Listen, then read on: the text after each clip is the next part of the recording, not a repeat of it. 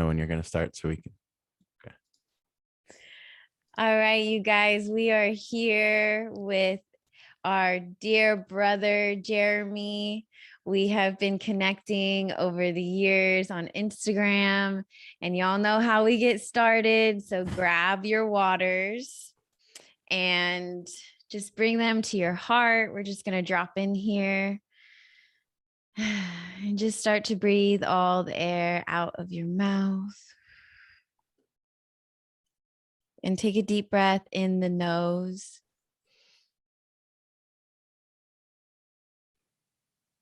And out the nose slowly.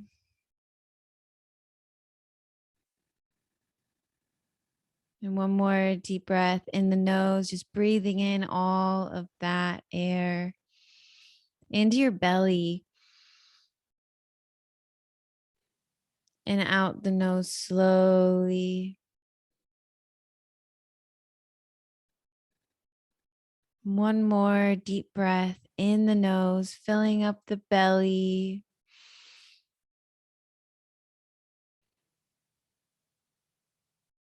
And out the nose slowly. If you would like to give thanks to your water in your own way, we give thanks to this space, the watering hole where we water ourselves whole. And as you open your eyes, you can take a drink of your water, get hydrated. Okay, we are here. Jeremy, you want to introduce yourself to everyone? That was a beautiful intro. I wasn't expecting that. Very cool. Yes, my name is Jeremy. I also go by J-Griff, and I'm here to have a hopefully illuminating conversation between two people who just want to help you. Awesome. Yeah, I'm really excited. The sprinklers just came on, which is not the usual time they come on. So it's raining up in here. Some water signs for you. Yep. Okay, so a lot of our listeners know that we have been focused on commerce and entrepreneurship. And when I found your Instagram, I was like, okay, there was instant parallels with what we were sharing. Could you first share your Instagram with everyone? And then could you share a little bit about your journey? How did you get here and what do you do now? For sure. So first things first, you guys can find me on Instagram at official_J-Griff. And that's JGRIFF. And as far as my story, do you want me to do my whole entrepreneurship journey? Whatever you feel like would be best. Okay. Well, I mean, considering your audience, I think I would be remiss if I didn't actually share that it all started when I got the opportunity to join a multi-level marketing company. I was 20 years old. I had just recently woken up on a jail floor with no concept or idea of why I was there. And I had to be later filled in that it was not a nightmare. I actually thought I was having a nightmare, but it was real. Didn't have shoes on, didn't know where I was. And what had happened is I had blacked out the night before drinking too much. I went to go pick up cocaine for me and my roommates. Instead of picking it up and coming back, I proceeded to do said cocaine with the dealer, came back with some, was banging on what I thought was where I lived, where all my roommates were, was banging on our door, but all the houses looked very similar, right? And I was very drunk. So I was actually banging on our all girls neighbor's door at like 2 a.m. and they were terrified. So they called the cops on me, and then I got arrested for drunk in public. And then I was also like very resistant with the cop. And so he was like, ended up searching me and then took me to jail. So that was my rock bottom, my first, one of my dark nights of the soul. And I decided to change my life with that. That was the reason that I ever got into fitness, which is the background that I come from. We'll probably circle back to that, but that was the reason that I started making healthier choices. I stopped drinking. distance myself from toxic friends, et cetera, et cetera. So that's some context for where I'm at during this period of time. And I had about one positive friend who was very into personal development and was already good at things like sales and aspiring for. I just noticed he was different than the others that we all lived with because we're pretty much in a frat house. And he was more so like setting goals and striving for more. And so he presented me with this opportunity to join Vima, which your audience may be Wow. familiar with. Their main drink was called Verve, and it was an energy drink. It was very popular on college campuses. And if this were any other time in my life, I would have gave him the, swerve, not interested type vibes, because you know better than anyone the Yeah, the stereotypes and stigma. connotations. So it would have been I'm not interested. Where's the beer or whatever?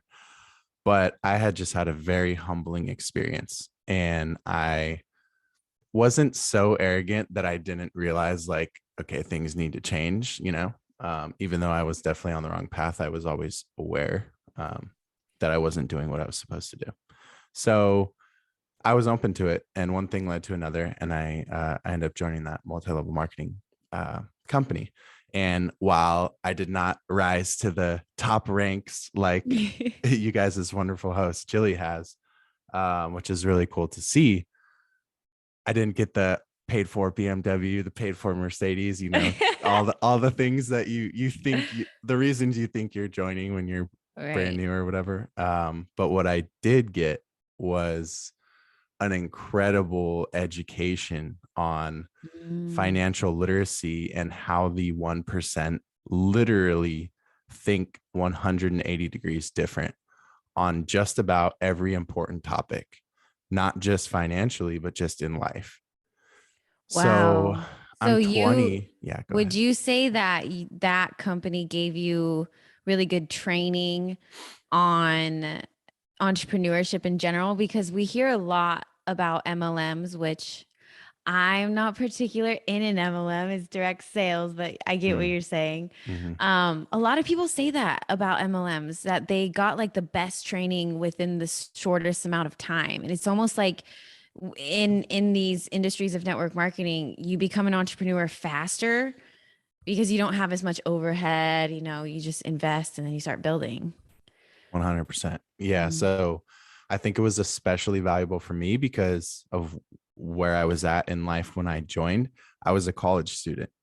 So in the day, or in the AMs and the risings, I'm going to class and learning Mhm. how to be. And I was a business degree. So I literally got to compare what the system says this is how Wow. you prepare to go into business, and then what an MLM at the time says, this is how we teach business. One of them was leading from a place of experience and embodiment, and one of them was leading from a place of theory and really just teaching you how to be an employee. And Mm. so, yeah, it was incredibly powerful. But I think one of the most powerful the top two most powerful things from that were, number one, they introduced me to all the greats and personal development in general. So this started my weekly habit of reading. And that's now been, about a decade. And that alone, the bookshelf, that alone will change your life more than you Oh, can even yeah. fathom. And I'm not talking about fiction and Yeah.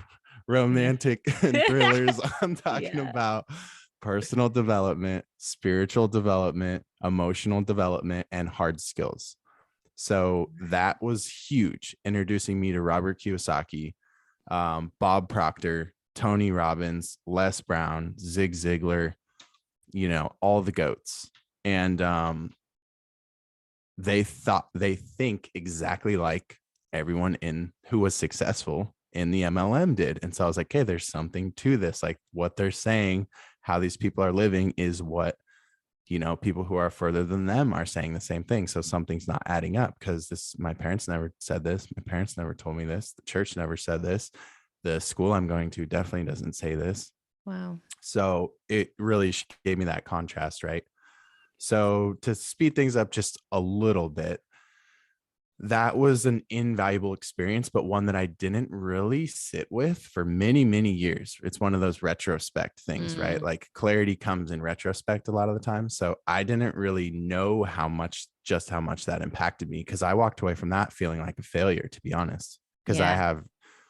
I'm the type of person where if I'm going to start something, I'm not going to start it if I'm not going to like win and be the best. Right. And I felt like I failed.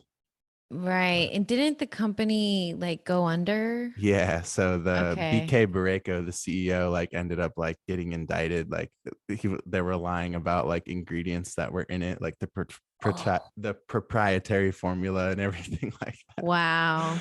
And Yeah. so it was like that's why another reason why MLMs get bad raps, because it's like it's a weird thing where like anyone can start one technically, and if you don't want all the overhead of employees, you make it a leaner business model and you call it an MLM and you have other people sell it, and Right. they think they're, Independent. and they're Mm-hmm. promoting it, but like we haven't seen the third party testing and all of that. So Yeah. Yeah. The drop there is know your products, yeah. y'all. Know what's in them, know where they are sourced from, know the supply chain. Mhm. So important. Yeah. Super important. So I walk away from that and I gave it years. Like I tried. Um, but in retrospect, it just wasn't my time. And I was also going about it for the wrong reasons. But like I said, I gained a ton of hard skills that were needed for business. For example, like the number one reason a lot of people will just never make it in business is because they're just not willing to get over their fear of rejection in sales. Right. And they're not willing to go, um, well, 2020's version of door to door isn't even door to door, right? They're not even Yeah. willing to DM people on Instagram or have a conversation on the phone with them or whatever it may be. And so you're never going to get far in business if you can't even, Yeah. sell in some way, shape, or form. And so You gotta that was lean massive. into, yeah, you Mhm. gotta lean into that. What is it about the rejection? What is it about Exactly. getting a no that gets you to just break so easily? And it makes you so much stronger when you get no's. There's a book called Go for No, and it's like, yay, we got another Yeah, no, yeah, on to the next yeah. one. Go for no. That's funny. That Yeah. reminds me of Robert Kiyosaki says, fail forward. Like it should be a competition of how fast you can fail, because Mm, you're going to succeed quicker. yeah. And Agreed. okay, so evolving from that, like I mentioned, guys, when I hit like that rock bottom period, it pivoted me into fitness, because I was sitting with this moment of like, I'm 20 years old. I just already knew like I'm done living this lifestyle. I'm not going to do it anymore. Like I'm making serious changes. It wasn't for anyone but me. And so I really sat with like, well, what can I put my time into? Like, and then I thought about like, well, what am I good at? What do I really enjoy? And I was like, well, I've always been athletic. I like cook. I like the concept of cooking, but I don't know how to cook. I like working out, but like I have no concept of what I'm doing. And it was like, all right, well, Mm, we're really gonna focus on this now. And so I started working out, like 6 days a week, 2 to 3 hours a day. Specifically, like when my roommates are partying or they're gonna be drinking on the weekends, like I'm at the gym for 3 hours, no one's there because it's like at night and whatever. So I was right. I became the guy carrying a gallon jug around, and now Yeah. you know what's up. But at Yeah. 20, I'm getting shit from like all my frat friends because I'm carrying a Mm, water jug to class, and it's like, hey, that's cool. And like I'm bringing spinach salads and Tupperware, whatever. yeah. But that's like those days are priceless, right? It was like over disciplining Yeah. myself in retrospect, but no, that was necessary. Yeah. And so I began this journey of like, all right, let me just put my all into this.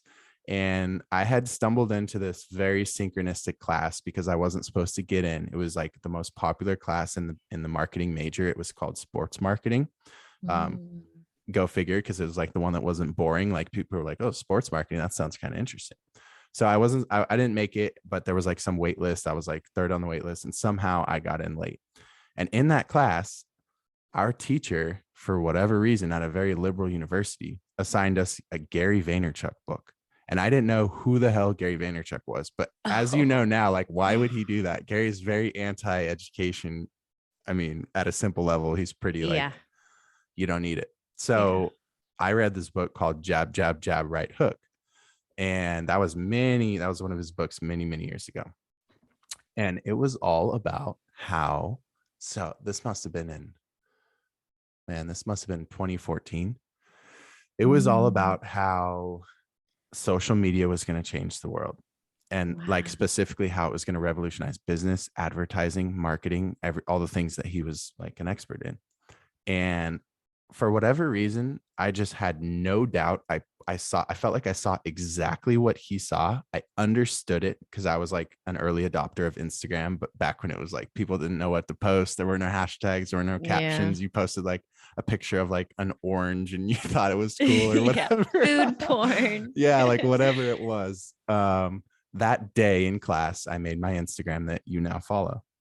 The name has changed a few Wow. times, but this is the same Instagram. And you guys, if you guys can go back, and this is something that Gary Vee inspired me to do, how he's always talking about document the journey.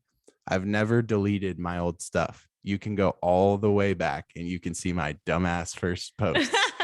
So like that's pretty Wow. cool to me because I've really documented the journey, like, you know, of Yeah. like years of like not getting any form of recognition, but continuing because it's about the journey. Yep. So Yep. I was Same. posting my journey of whether it's like, hey, here's this healthy food I'm making, and here are the macros. And if you normally eat this, you can substitute it with this to be a little bit more health conscious. Or here's this workout that I'm doing. Here's the form cues I'm paying attention to while you're watching this video of me doing it. You know, Mm. whatever it was. And I just started there. And so these are the early days of my entrepreneurship journey. And it didn't take long doing this on a college campus with a bunch of like all of our friends. Everyone but me pledged this one frat. So I was the only one who, in my opinion, could think for himself, and everyone else wanted to pay for their friends. And so that's kind of how that went. So I lived in a frat house, but I wasn't in a frat. So, but all of these Wow. people were kind of saw me as like the black sheep, right? Uh-huh. And people started like noticing, like, hey, man, you're looking good. Like you're getting results like pretty fast because I was going crazy with it. Like no carbs, like going hard, the Wow. unhealthy days, right? Yeah. Way too much protein, all the things. So I started having people ask me like, can you help me with this? Like I see what you're, you know, I follow you on Instagram, blah, blah. So I started helping people for free and I started getting them really good results. And so then I started charging like $50 or like so like nothing, you know, like Yeah. small, and just building testimonials. And one thing led to another. And by the time I graduated, I already knew as soon as I came across that Gary Vee book and had my little awakening of like waking up in jail, I was like, I'm not going to never going to work in a Yeah. cubicle. I'm not working a job. I'm never doing it.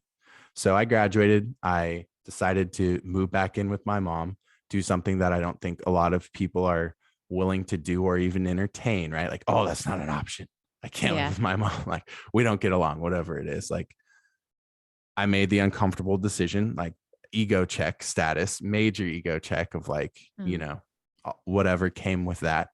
And I decided to just, as Gary says, eat shit for a few years while I built up my business. And so basically living with minimal overhead, being able to stay in a room with my mom while I built up my business, which was my focus was Instagram.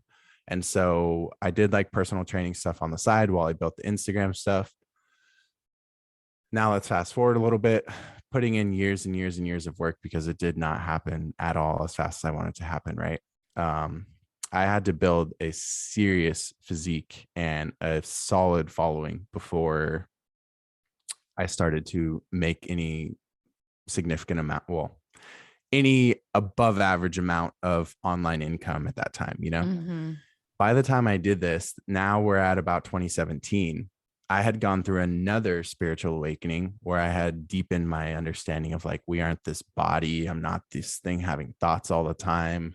I had come across Joe Dispenza's work, some powerful books like The Power of Now, Deepak Chopra's stuff, um, David Hawkins. And so at this time, I'm questioning life itself. And I'm like, I don't feel I don't feel aligned to monetizing, helping people with their meat suit. Like it's way deeper than that. Mm.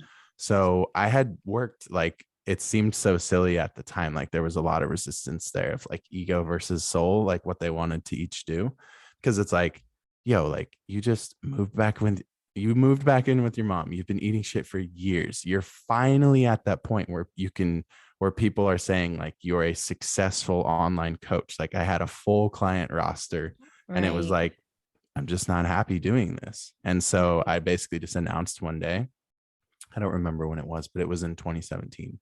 I just announced like that I was basically going to be not taking on any clients anymore. And I was going to be pivoting away from, like the fitness aspect of how they perceived me.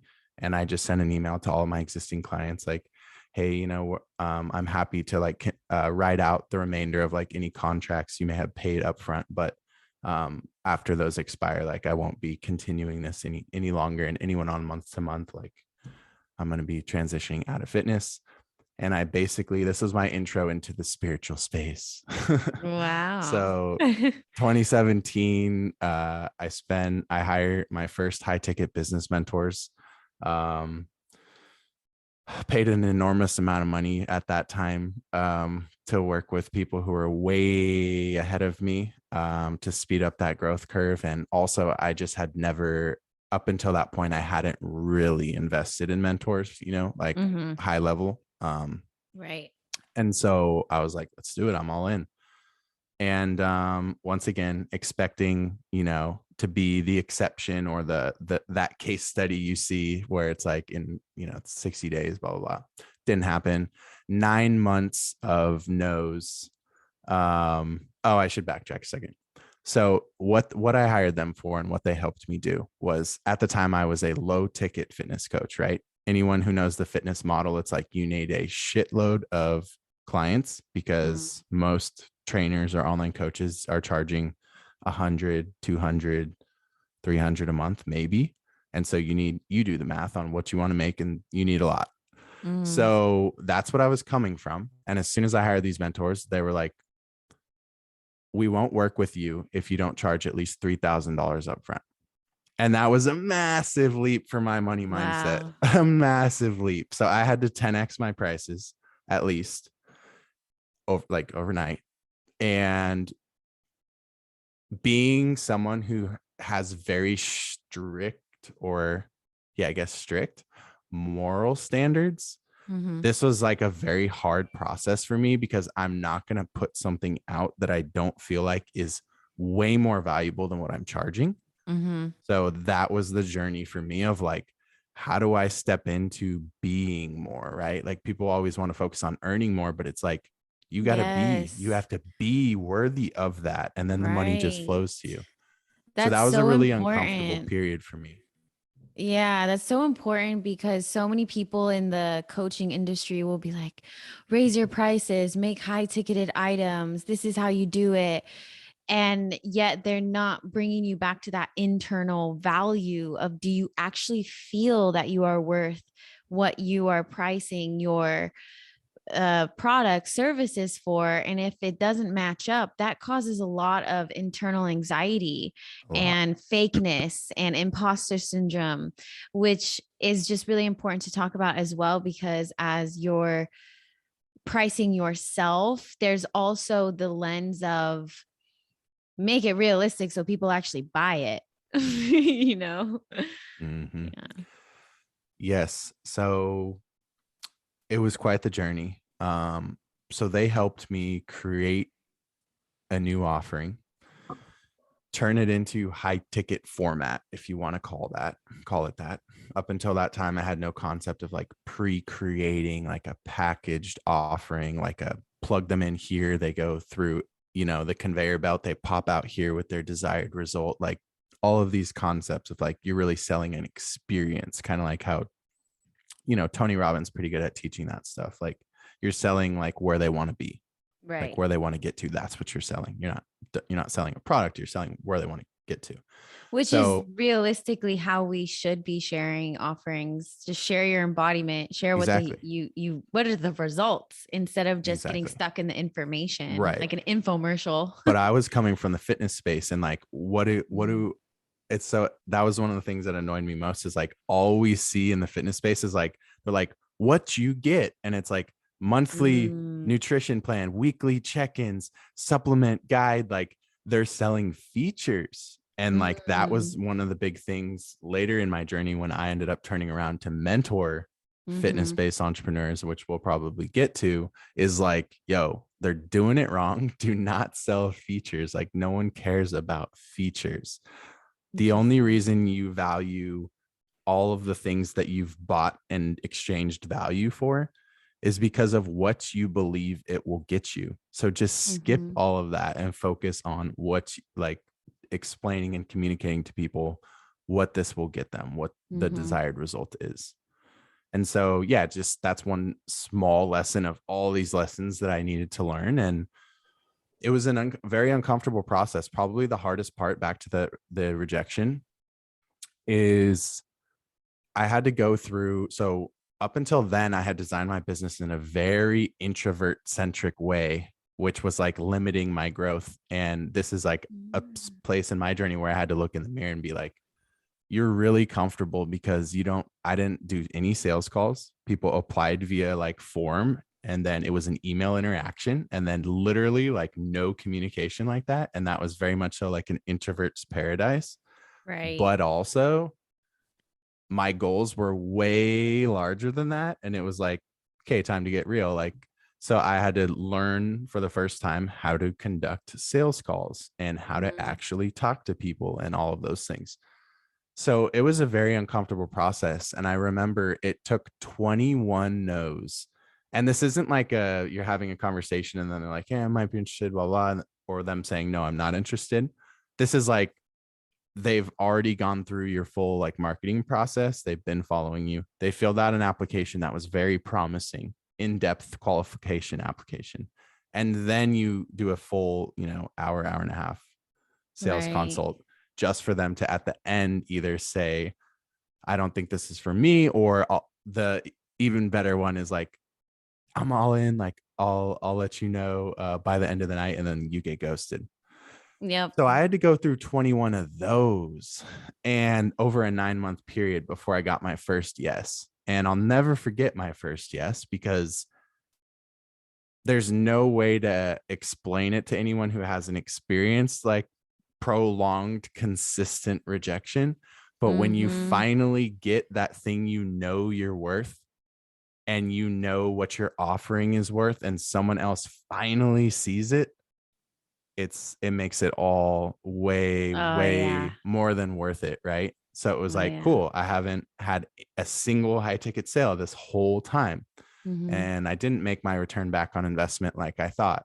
And it took a lot longer, whatever. But then also when we zoom out, right? You and Chris love the zoom in, zoom out lenses.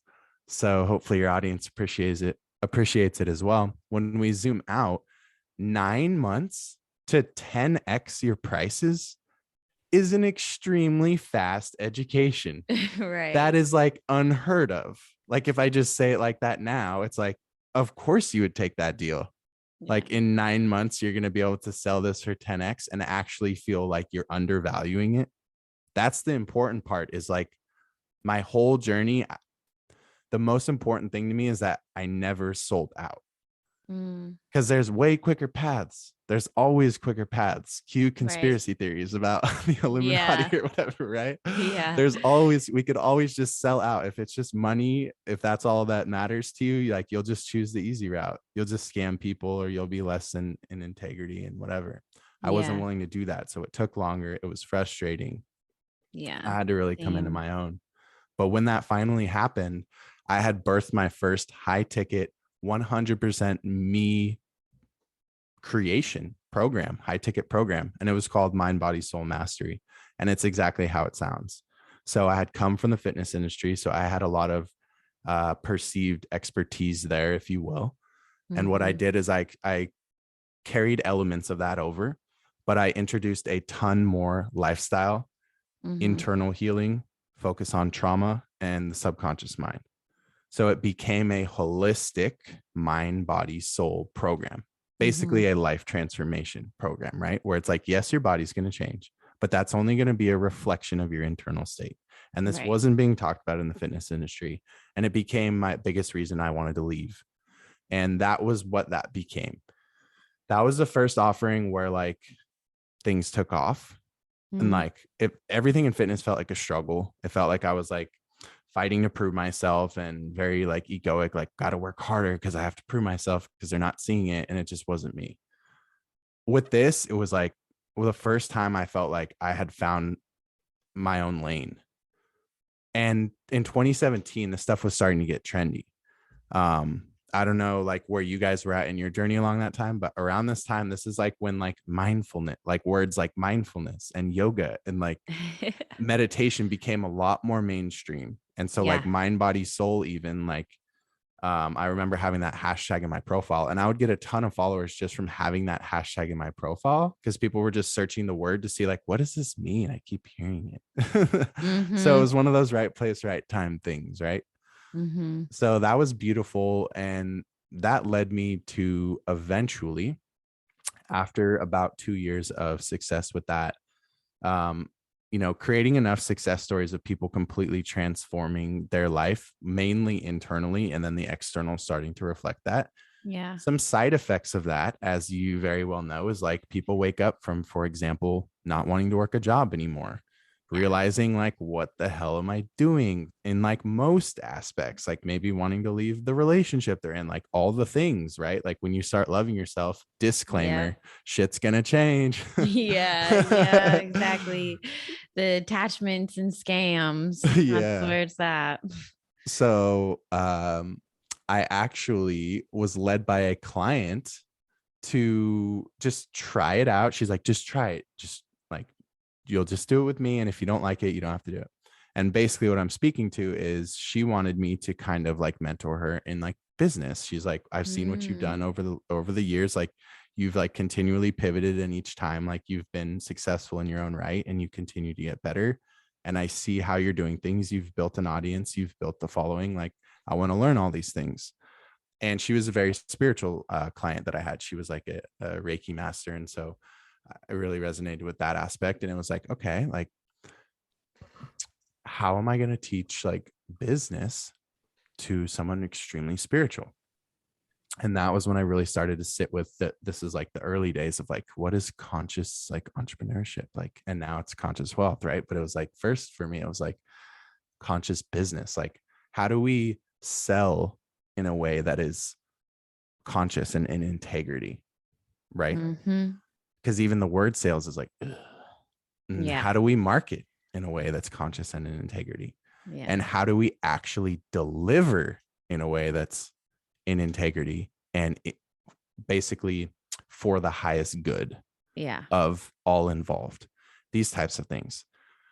So that became something that I absolutely immediately loved doing. I just loved it. And I think that's because it tied in all the aspects of the spirituality stuff and the health stuff and all of that that I really liked.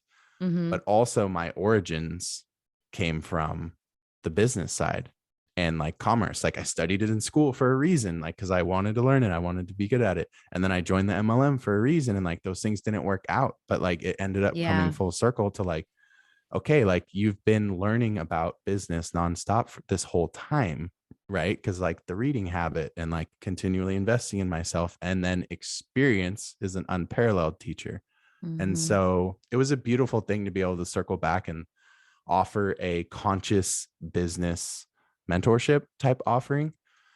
And just like when I pivoted from fitness to mind, body, soul, this was a serious up level, like in terms of both exposure of my like name and brand, as well as like my business's monetary success. And so this continued to like provide me with more opportunities. And this was also a new stream of income because I didn't kill MBS. So it was like, now Mm. I have two things. So I created my first value ladder. Some people refer to it, or like you can also just think of it as like a stepping stone. Like you have like a foundational offer for your audience, and then you have a Mm-hmm. higher level offer that only the really like say the top 20% of everyone you work with, out of like success stories and results wise, will graduate to a higher level offer that's maybe a little more in Mm-hmm. depth and a little bit higher of a price point. So that was cool as well to really get the early visions of like, oh, okay, I'm building this whole machine. Like, because that was always the goal, like multiple streams of income. Like I Mm-hmm. learned it when I was 20, right? And so it was Yeah. always in my mind. It was just like, how am I going to make this work for me? Right. Um, so that was an amazing period of time. That takes us up to 20. So I launched that in December 2018. So 2019 was my most prosperous year yet. And then we're almost to COVID. So we play out all of 2019, right? And I have my main two offerings, and this is just being consistent with those. I was never someone who like would pop out new offerings all the time. Um, if I was going to create something, it was because I sat with the last thing for at least a year, Mm-hmm. if not more, and like really gave it, my all, really birthed it in the best way I could. Um, and so 2019 was just a deepening and an integration year. And then December, the last week of December, synchronistically, I come across this hypnotist named Dr. Pratt. And he had worked with like a number of famous celebrities, but one in particular was Rob Dyrdek that like I really liked growing up. And he had some crazy testimonials, like people basically saying like, nothing, like I didn't blow up in life, like things did not work out for me. I had a lot of like, something would come up every time I was almost to that next level in my life type stories. Mm-hmm.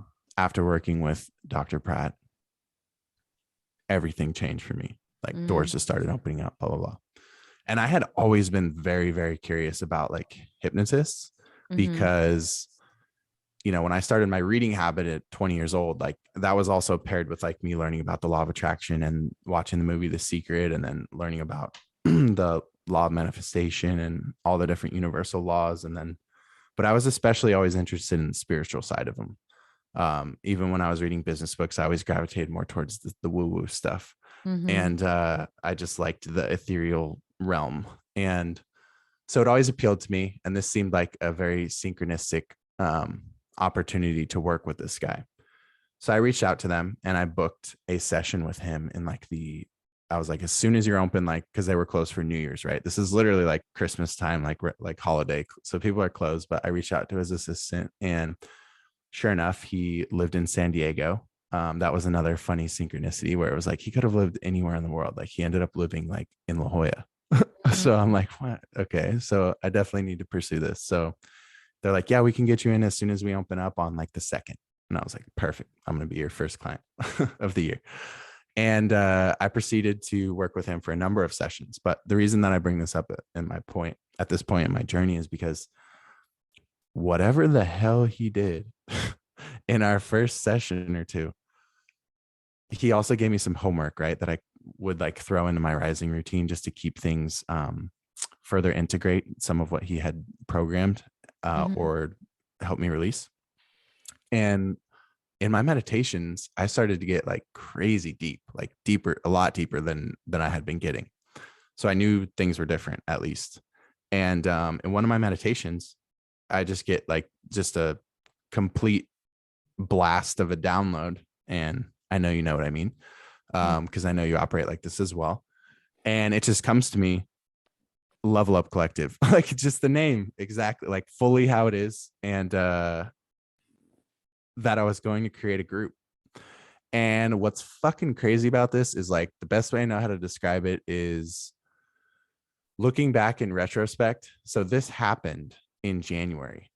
I got out of the way so hard because I learned a thing or two on this Mm-hmm. long journey that I just kind of took you guys on in a very expedited fashion, but it was a lot longer than it sounds.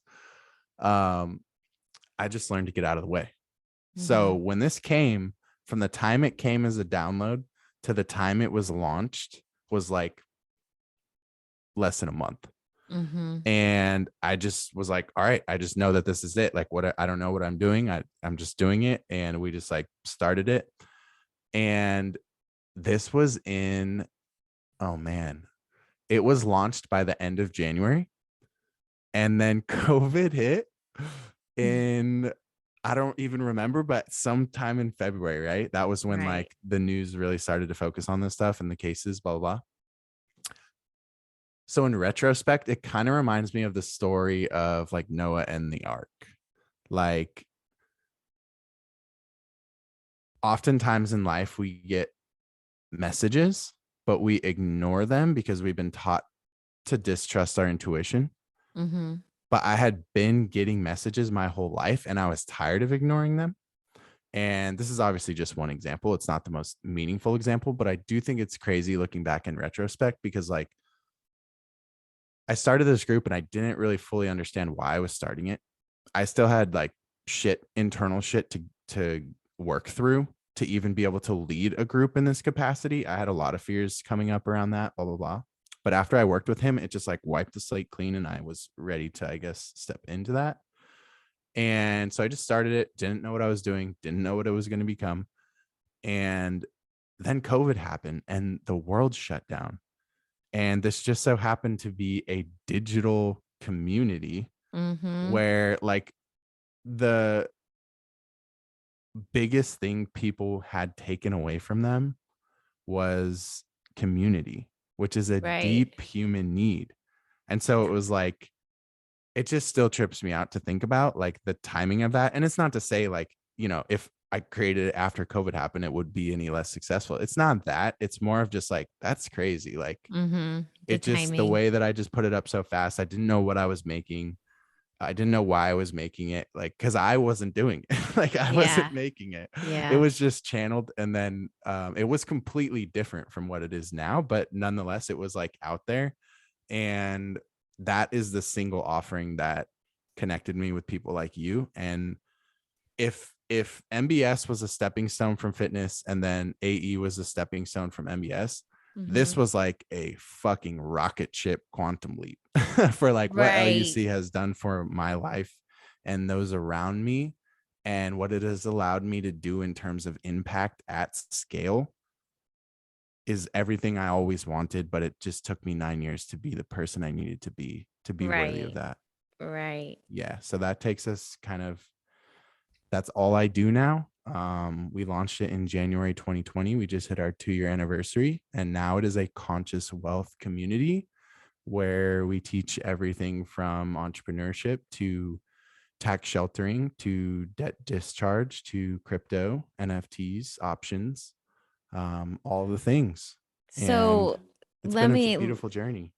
right. Let me ask, because this is the question that most listening to my podcast at least are going to want to know is how did you get into discharging debt? How did you wake up to commerce through the sovereign lens? Mhm.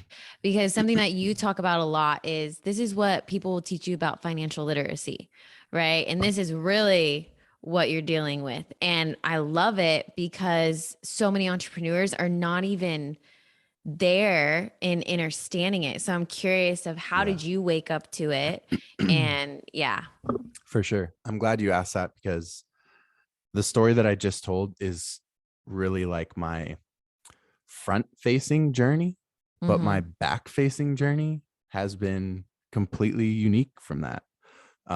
So once, as I mentioned, I had my eyes open to the concept of financial literacy when I was 20, right?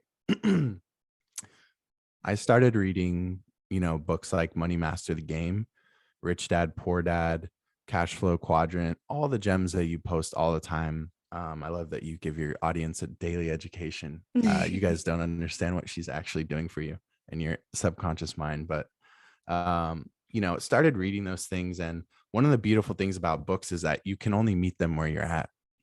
So you read it and you're like, fuck, you know, you might have that voice that's like, I'm so far from this. Like, I Yeah. don't even want to read this because it's like, I'm so far from this reality. Or you might read it and be like, I'm not really fully sure what I just read. Right. Or you might read it and be like, okay, that makes perfect sense. No matter which of those three you are, when you put that book down and you are on consistently on this journey and you pick it back up in a year and you read it again, that same thing is going to hit completely different. Oh It's yeah. going to hit so different. And I explain that not to, you know, talk about books. What I'm getting at here is some of these guys in the books I was reading and started reading at 20, 21, 22 around financial literacy, they drop a lot of hints. They let you know without letting you know. Like, I can guarantee you Robert Kiyosaki knows what's up with sovereignty. Oh I yeah. don't know that he does all of this stuff, because at Yeah. a certain point of leverage, it's actually disadvantageous. It's not worth your time necessarily. Yeah. But I Yeah. can fucking promise you, he knows what a secured party creditor is, and these Mm. people operate out of trust. And I can promise you, he knows what a cescovy is and all the Yeah. things. And so, what's beautiful about my journey, and this is a completely different journey, it's more of my interpersonal journey, is like, I would read some of this stuff and I'd be like, I know spiritually, I was reading between the lines and I'm like, I know what he's alluding to. Like, I know that Mm. this is possible, but he's not going to be the one to teach it for whatever reason. Probably because you have to be good friends with bankers when you're in that much real estate and blah, blah, blah. But, Yeah. he's not going to be the one to put his reputation out there for that. That's fine. But it opened my eyes to like, okay, now I at least have problem awareness now. Now I need to go find the solution, right? So it took years and years and years to find the solution. I did come across like a number of different things about trust and stuff like that. And so I started to be aware of these things. And in my own entrepreneurial journey, I also, once you start making, let's just say $100,000 and up, you start to give a lot more of a fuck about taxes. Yeah. When you're like that, like part-time, like IG coach, like fine. Maybe you don't even file taxes. Cool. But like long-term, like number one, you want to build something real, which means it needs to be larger and you want to do things in a legit way. And once I started doing that, it was like, fuck, well, like there's a lot of, Yeah. I'm giving away so much.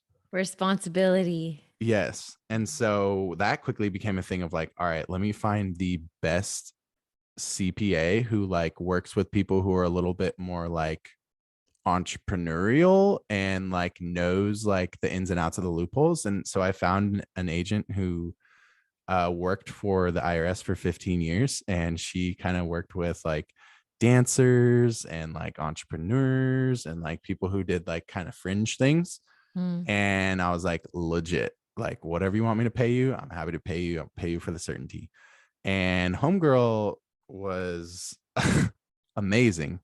Wow. And that really opened my eyes because, I had so much programming about like the IRS being the big bad wolf, a lot of fear around that. Like, what happens if an audit happens? Like, are they going to, like, do they come to your door? Like, you go Right. to jail, like all the questions that we still get in sovereignty. And it's like a beautiful reminder of like, oh, they're like where I once was.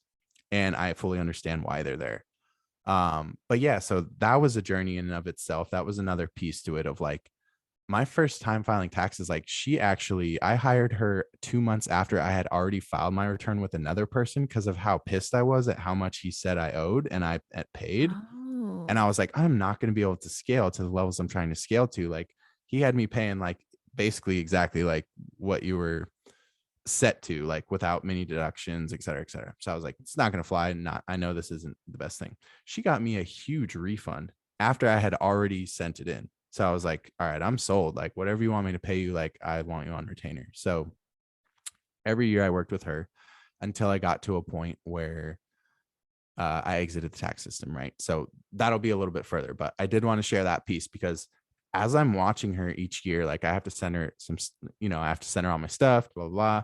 She would literally just so like nonchalantly, like she would just be like, all right, well, as of now, like with everything you've sent me, like here's what you would be paying. Like, I'd like to get this down to about this level. So like, here's some strings we can pull. Like, I'm going to change this to this. And it's like, you worked for the IRS for 15 years and like you're doing this and you're promising me like one of the reasons I pay what a premium is because she promises like in the event of an audit, she handles it.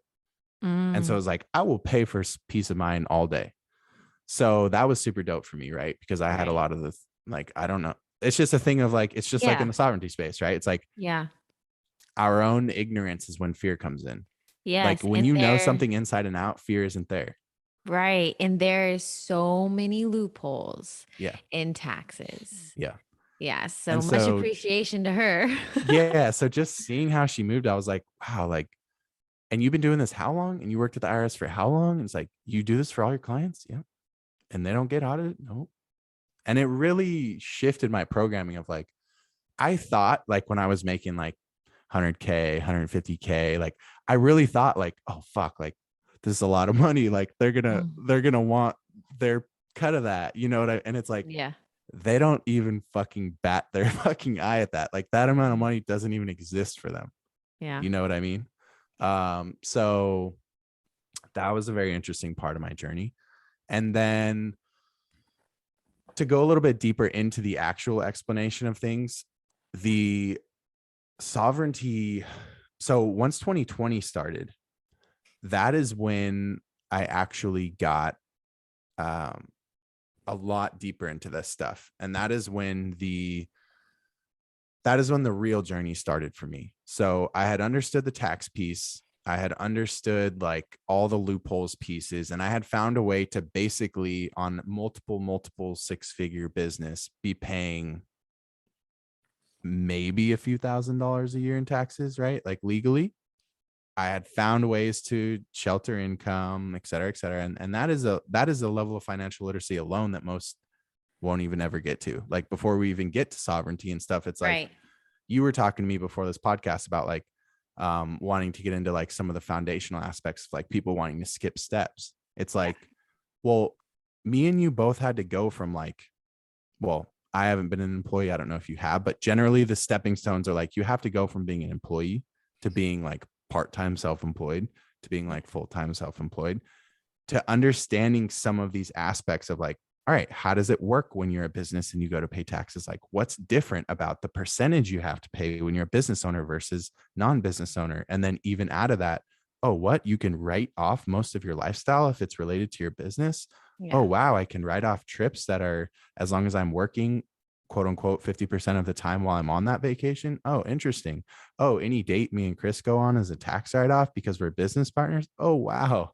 Any gift Chris decides to get me, whether that be romantic or for a birthday or whatever, that's technically a gift or a donation. Oh, wow. So those aspects are very, very helpful alone. Right. And then Mm-hmm. when 2020 hit, that just became, and I know most of your audience will feel me, that became a catalyst like never before for me to start taking this stuff more serious than ever. I had started the investing piece. So this whole journey, I always saw it as like building a machine, like a chessboard, but like I just knew it was going to take a really fucking long time. So Yeah. like to even get my first piece to be legit, which is like my business, it just took many years. So like I didn't even work on Yes. any other piece because it was like, I'm not even at six figures yet. Like keep Right. working. Like there's no point in diverting my focus if I'm not even at six figures. You know what I mean? Right. And so that's a whole topic unto itself. But so finally, once that piece was like in a good place and consistently able to scale because the systems were set up and all the things, then it was like, all right, let's start focusing on the tax piece. So that's what I focused on next. And then that system got set up and it was like, all right, legit. So we're making way more, but we're keeping way more. And that is the Mm-hmm. bigger focus of the wealthy is what do you keep? I don't care what you make. What do you Mm-hmm. keep?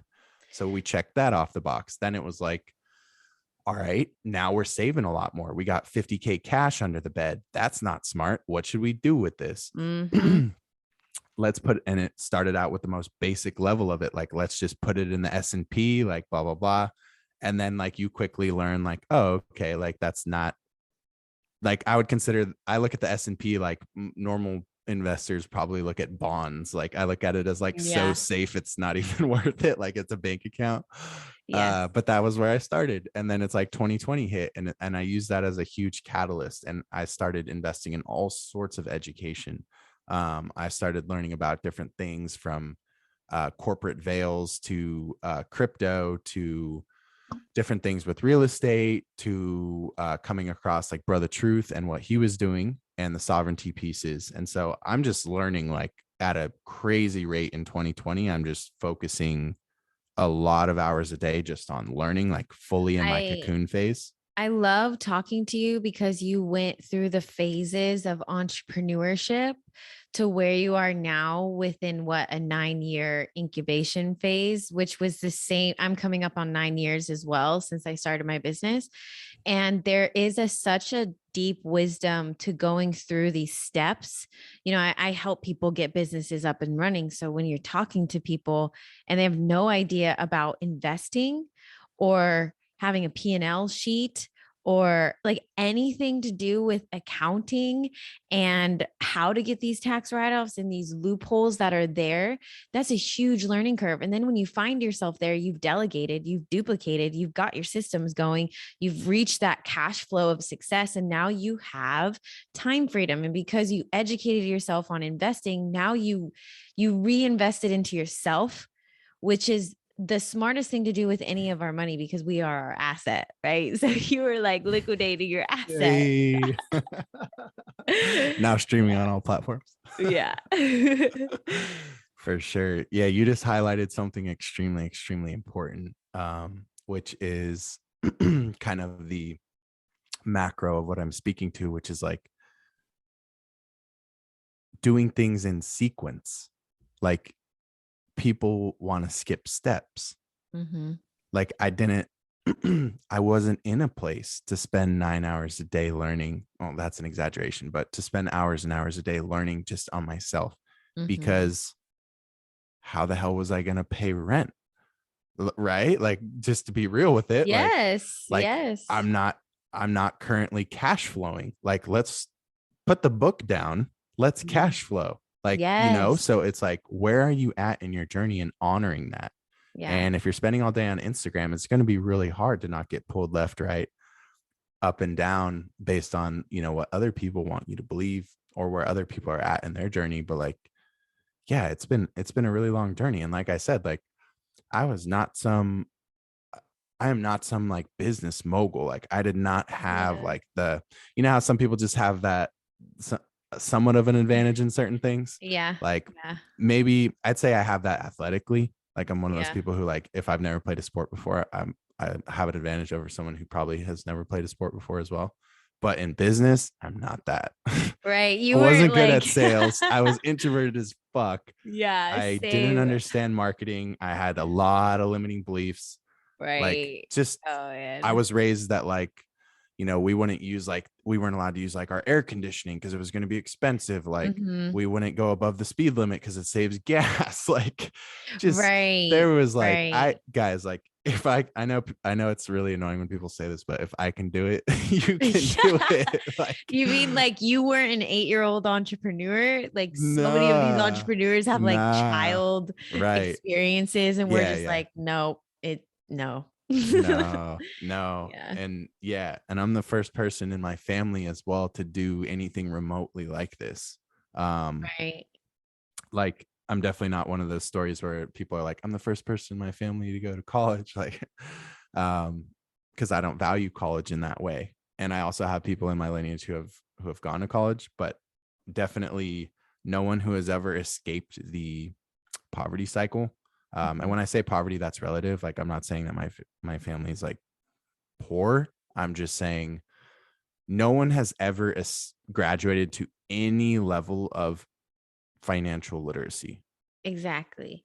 So I'll Yes. just leave it there. Yes. And And that's why. it could be separate than the amount of money people might be Yeah. thinking. Yeah. That Yeah, doesn't matter. it's the consciousness of financial Yeah. literacy. Because the money's Mhm. just the external, right? The Right. internal is the seeds and what yields the results. Mhm. So yeah, it's the consciousness. It's that no one has ever cared to go through the ancestral healing needed that I spent years going through. And that's why my business took so long, because I always saw them as the same thing.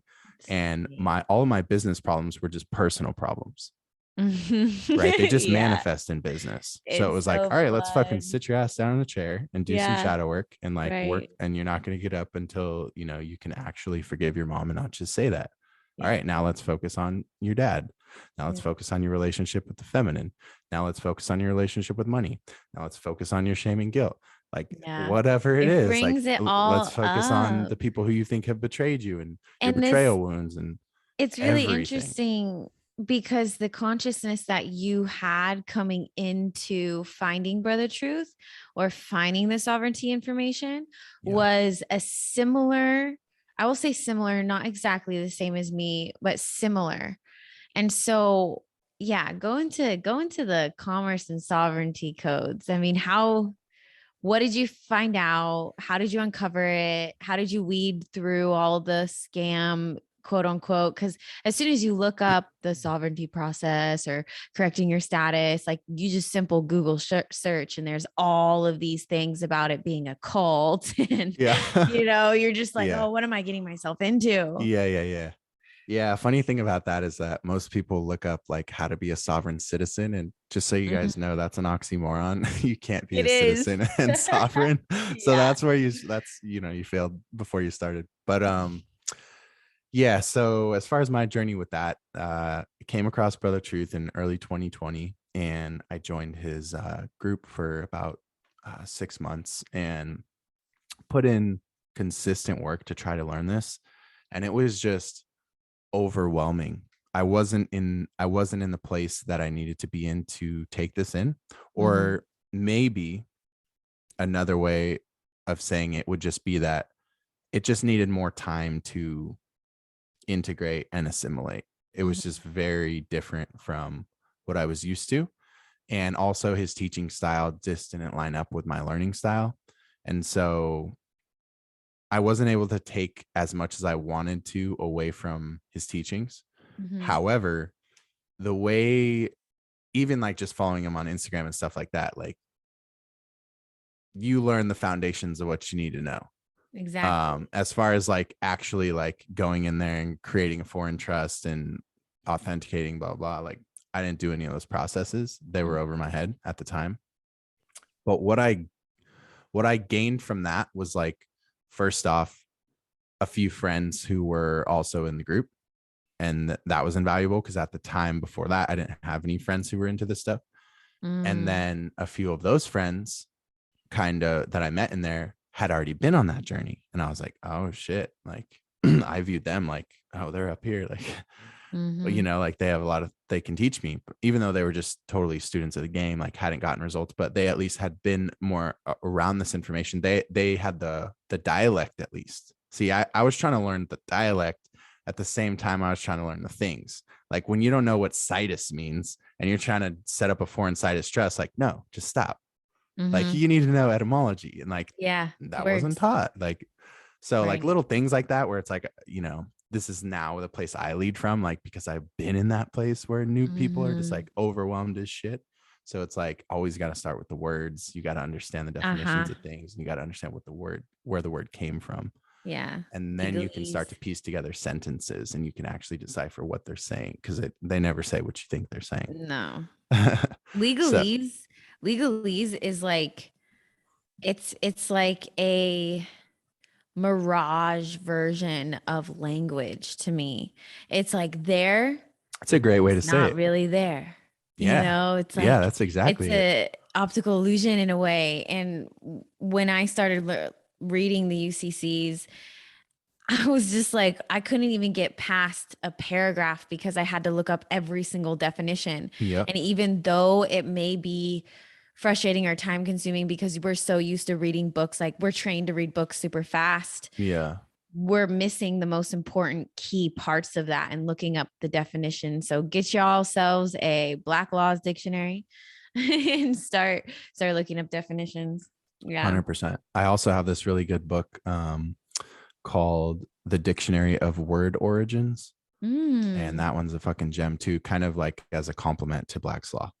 Right, right. So, yeah, um, yeah. So after the Brother Truth group and meeting a few solid people who had been on this journey a little longer than me, like specific to the sovereignty stuff, because it was all, you're taking it all in at once. And it's like, when you're new, and that's back to like you were highlighting how you appreciate some of the content that I put out. And I really, I appreciate that, because I really try to put myself in the shoes of the early person and like what I wish I was told. And that makes for like some really simple and clarifying content. And hopefully that's how, lands for people. But what Yes. I'm trying to do is like let's like break things up so you can understand and not try to like mash them all together. Right. Because like when I was new, like I didn't understand that like trusts and like the private stuff and like dealing with like asset protection is like completely different than like discharging debt. And like Yes. that's completely different from like certain loopholes you might want to learn about, like the mail and like the postal system. And like, so like there's Affidavit. so many different realms that like consumer law and common law and UCC and all the things just got like mashed up and like fed to me, Mhm. and it was too much. So I choked on it. Yeah. And then you probably threw up a few times. Yeah. So it was like I had to come full circle, and I had a few really helpful friends. Like I would basically just be like, hey, who are your favorite teachers like for anything related to this type of stuff? And then they put me on to like a few different people. And through that, I came across the Bureau bullies, Umar Clark, and then his mentor, Ozma.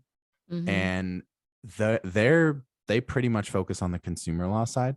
Mhm. And that was where my love for consumer law began, because for whatever reason, um, I don't really know, and I don't think it really matters, but this is just really a self-awareness thing. I think for whatever reason, like the way that Brother Truth packaged things, and also his teaching style, and maybe his ideal client, those are my three theories. Maybe because of those things, like it didn't land how I would have needed it to land for me specifically. Mhm. I know a lot of other people get really good results with that. However, it didn't for me. And so I continued my search of like where, like, what is my style? Like, how can I best learn this stuff in a way where I actually feel like, okay, like I know what to do and I can start practicing this and I can start learning it, et cetera, et cetera.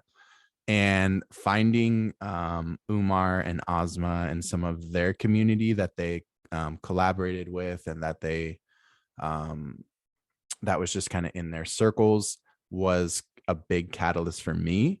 Mhm. Because when I found consumer law and the United States codes, USC, that was when I had a like massive clarity come to me. Like, Mhm. because there were just like foundational pieces missing for me, like understanding 18 USC 8, or that you're the original creditor, Yeah. or that we actually have open-ended credit plans.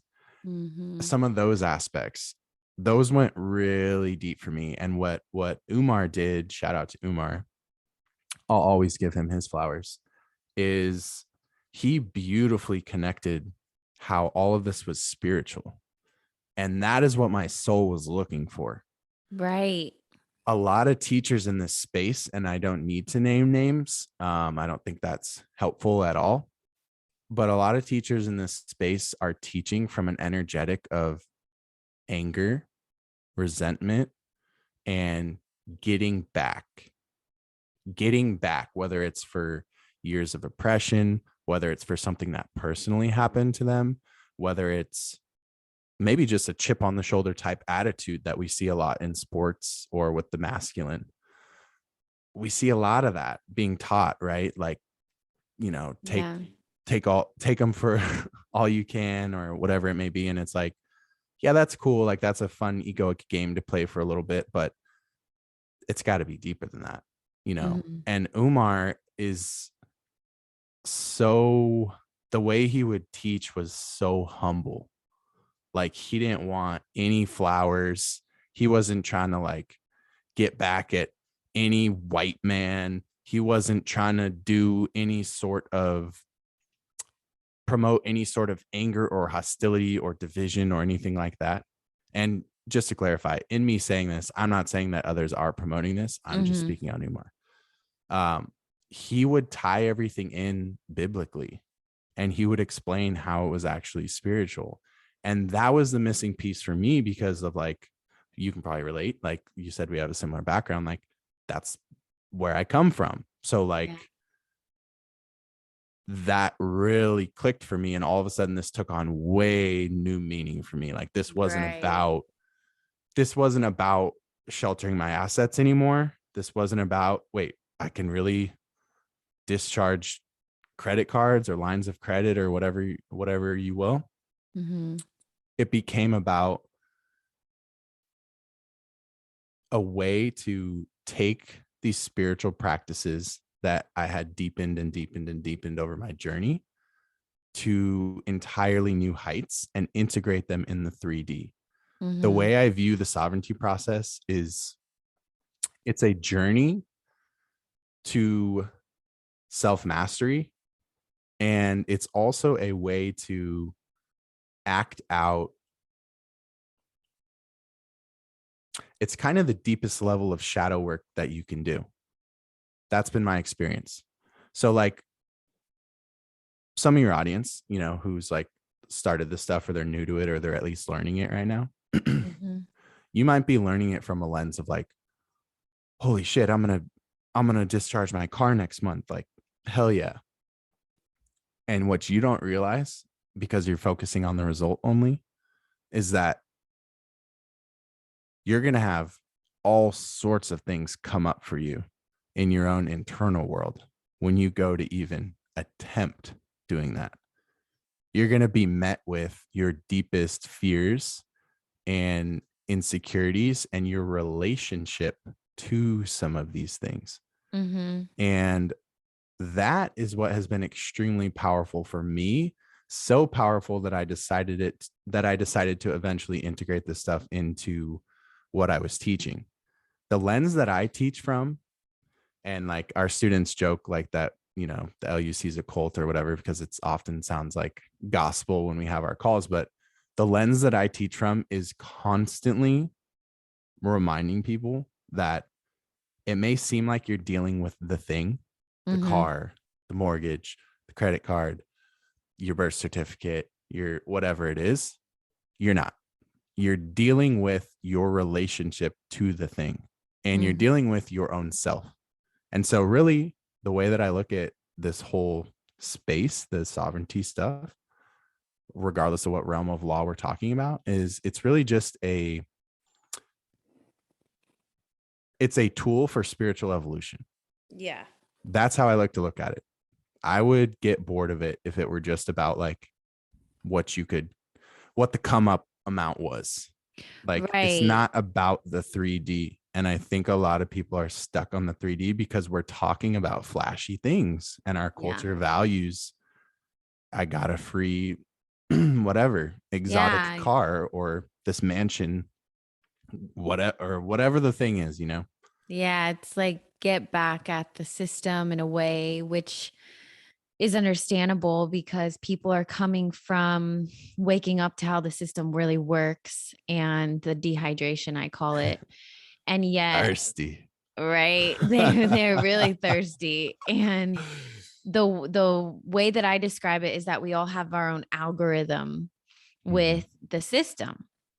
So we could fill out the same forms. You got the same templates of your affidavits, and you got your Yes. stuff all ready to go. And you walk into that post office, Yep. and it's smooth sailing for the person in front of you. So you go Mhm. in, you're like, I got this, right? And then boom, she catches something on yours, Mhm. right? And she's asking you questions now. Yep. And now you're having to stand in the knowledge and Mhm. respond accordingly. And that's why I love calling it the game of chess, because in Mhm. the game of chess, you want to know your next move. You want to know what you're going to navigate to next and anticipate their moves instead of just stand there blindly saying that you got this template and that you took this class and this is how you do it and it's called this. There's an algorithm we each have, and that is so deeply intertwined with the spiritual lens. And for myself, I feel like I navigated more through the new age spirituality more so on my path, and that was really my initiation into commerce, was just love and light. Everybody's going to live off grid, escapism, bliss, head, just focus on the positivity. And even in self development, there's that toxic positivity. Yeah. And then commerce just comes in, and these key words of contracts, right? You've heard this: karmic contracts, debt, karmic debt. So everything that I was learning about how the system worked as far as debt, contracts, really we're talking about the law of water and the jurisdiction of water basically is what really brought me in. And I was sitting with that, understanding that debt is a lot of people say debt is an illusion, right? And to be able to sit somebody down and explain why is debt an illusion, I found myself explaining ancestral debt and sitting with the contracts in my lineage. And, a lot more came up for me because I have, indigenous lineage to California and I have a big book. Everybody knows about my book. Yep. And I'm just like, oh my gosh, this is really deep. And through that lens of seeing how people have been so attached to the system and why money is so triggering and why so many of us in the spiritual path will bypass money. And what I've noticed is a lot of people will say that it's just capitalism. Oh, it's just capitalism. You're just in it for the money. And yet there's this veil there. So do you have any information that you want to share with people? Number one, about debt. And if you want to just explain to them in your lens. And then number two, your lens on capitalism. We take a sip of water. Right. I'm like, I love going here. I'm curious. Yeah. Jilly's asking some trigger warnings. Yes. And just transparency. Y'all take what you want, leave what you don't want. This is a safe space. So we're navigating, we're talking about it. Yeah. So in terms of debt, there's a lot of lenses that one could explain this through, super macro, super micro. And it really depends like what kind of debt we're talking about. And if we want to talk about it spiritually, or if we want to talk about it like literally, et cetera, et cetera. But I think a few helpful foundational pieces are understanding you want me to get into like the basics of like the shaman and such? Yeah, if you want, Or like, how did lens? You mentioned the Sescuvée Trust, you mentioned being Right. a secured party creditor. I feel like because I don't go too far into that. I don't either. Yeah. Okay. So some of the most foundational things to understand about the debt piece is going to be really sitting with codes such as 18 USC 8, which kind of dive into the fact that the United States is liable for all debt. That there's your TLDR, super simple oversimplification translation for you, because you're going to read it and you're going to be like, that is not what this says, but that's like legalese, right? So yeah. Very simple understanding is a bit over 100 years ago, we got converted into corporations, turned into property, and we got commercialized. And anyone who's heard, well, I guess your audience hasn't really heard my podcast, but I went like deep into it. If you guys want to hear that, just look up J-Griff exposes the whole financial system on YouTube. But I basically did like a whole deep dive into it. But basically, foreign insurgents own America, and America used to be a nation, but it got turned into a corporation with the same name. And so when that happened, all of the people became property, and that's you and me. And we got turned into something called chattel. Sounds like cattle. And that system is still the system that we're under today. That's the only reason that you have quote unquote taxes to pay.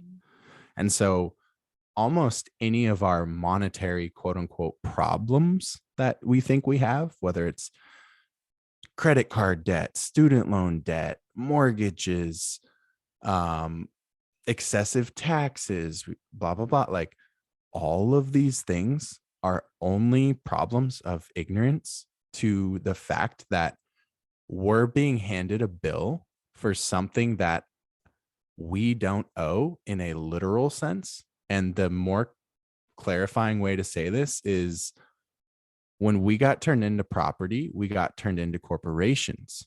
So a fictitious double of you was created. And that fictitious double is the one that supposedly owes the bill. But that fictitious double has what's called a sesquiv trust that has plenty of money in there that can be charged from. You're not supposed to be paying that. You're the natural person. Mhm. So we've been, tricked. The veil has been put over us for quite a while now, but that is being lifted due to amazing things like people on social media and technology and these messages getting out a little bit more. But yeah, that's a simple understanding of, anytime someone sends you a bill, like the next bill that you get, I want you to look at it. Is that your name in lowercase or is it in uppercase? Mm-hmm. Usually, not always, but usually it's going to be in lowercase. You can also go look at your birth certificate right now. Is your name in lowercase or uppercase? When it's in all caps, they're not even talking to you. You don't even need to technically open that envelope, because by opening that envelope, you're unknowingly consenting to contract with that entity. So imagine this.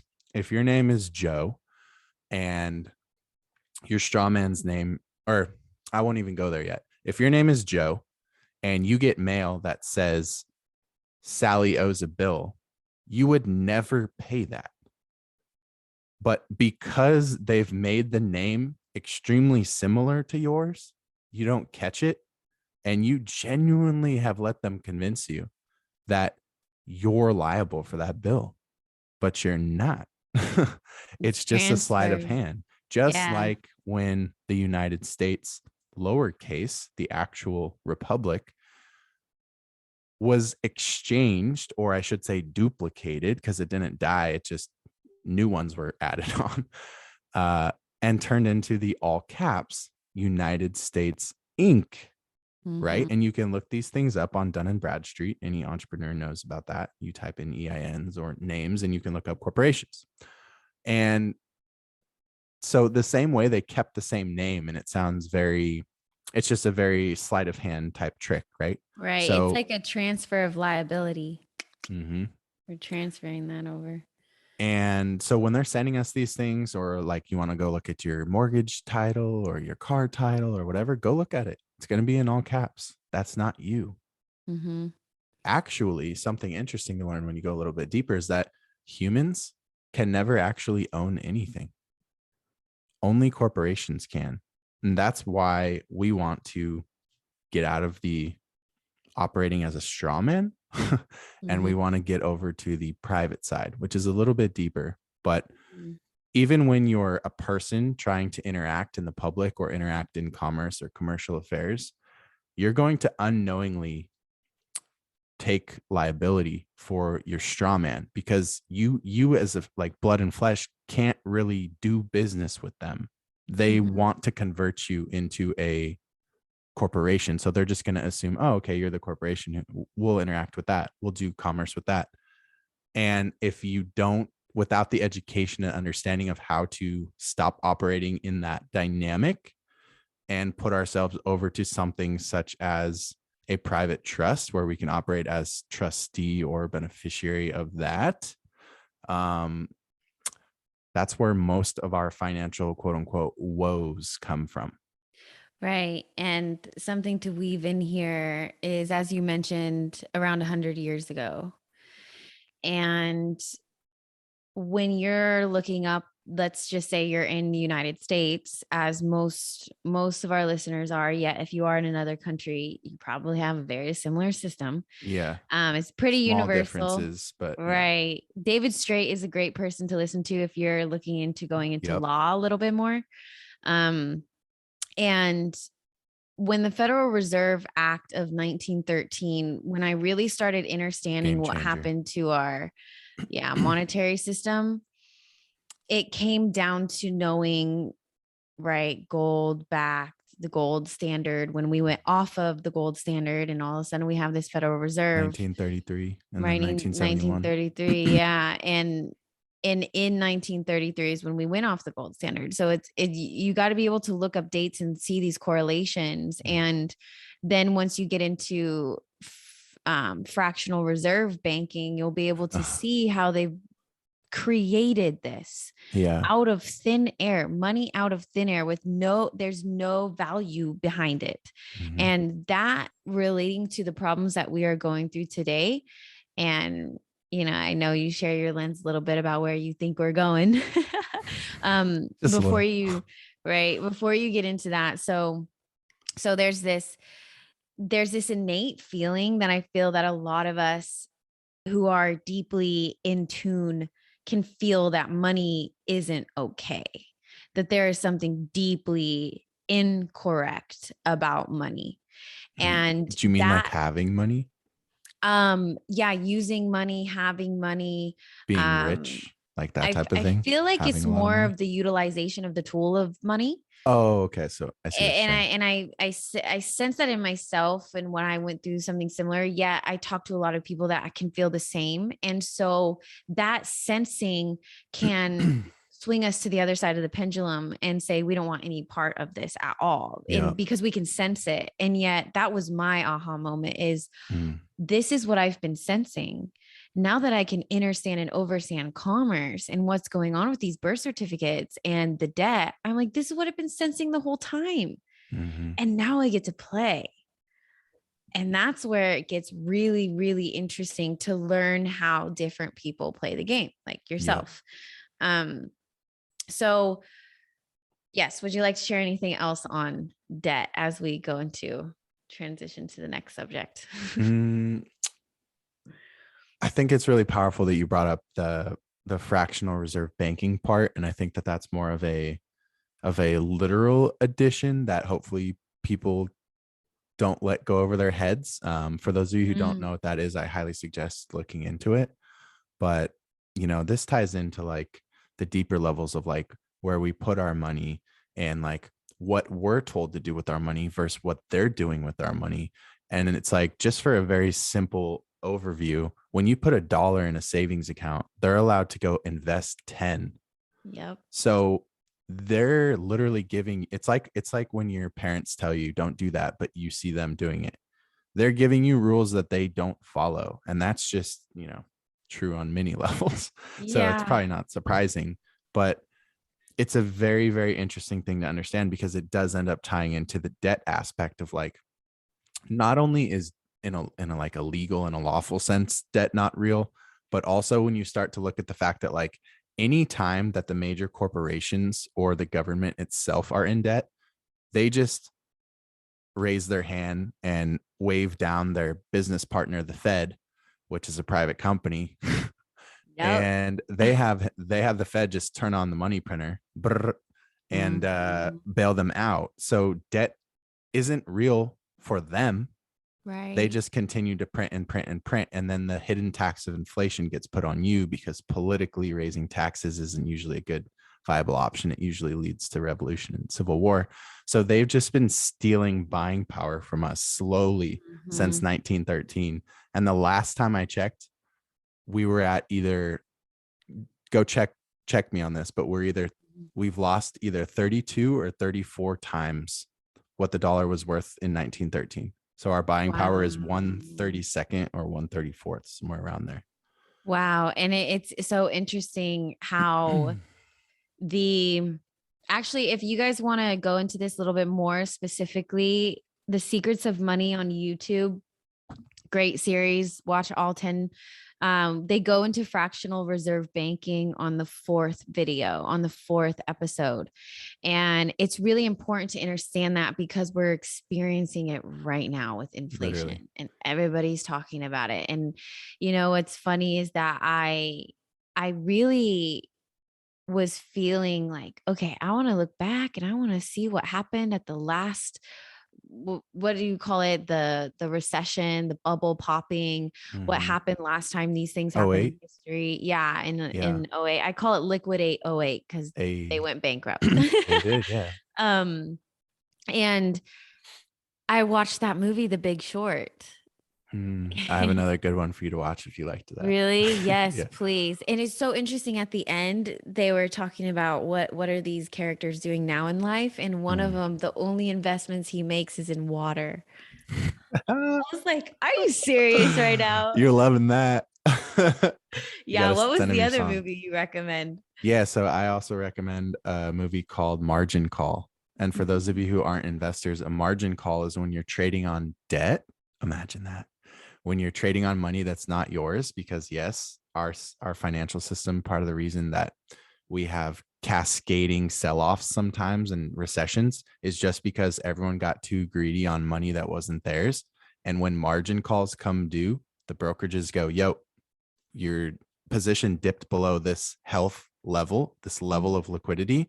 We need you to go ahead and put cash in your account, but they don't have it because they're leveraged Yeah. to the tits, as the saying goes. Wow. And that causes a cascade down chain. And we see massive issues like '08 happen. Right. I'm not saying that that's the sole thing that caused it, but that's what a margin call is Right. when they come knocking for, hey, you need to pay this by the end of the day or we're going to liquidate that asset. Yeah. And you go, shit, I don't have it.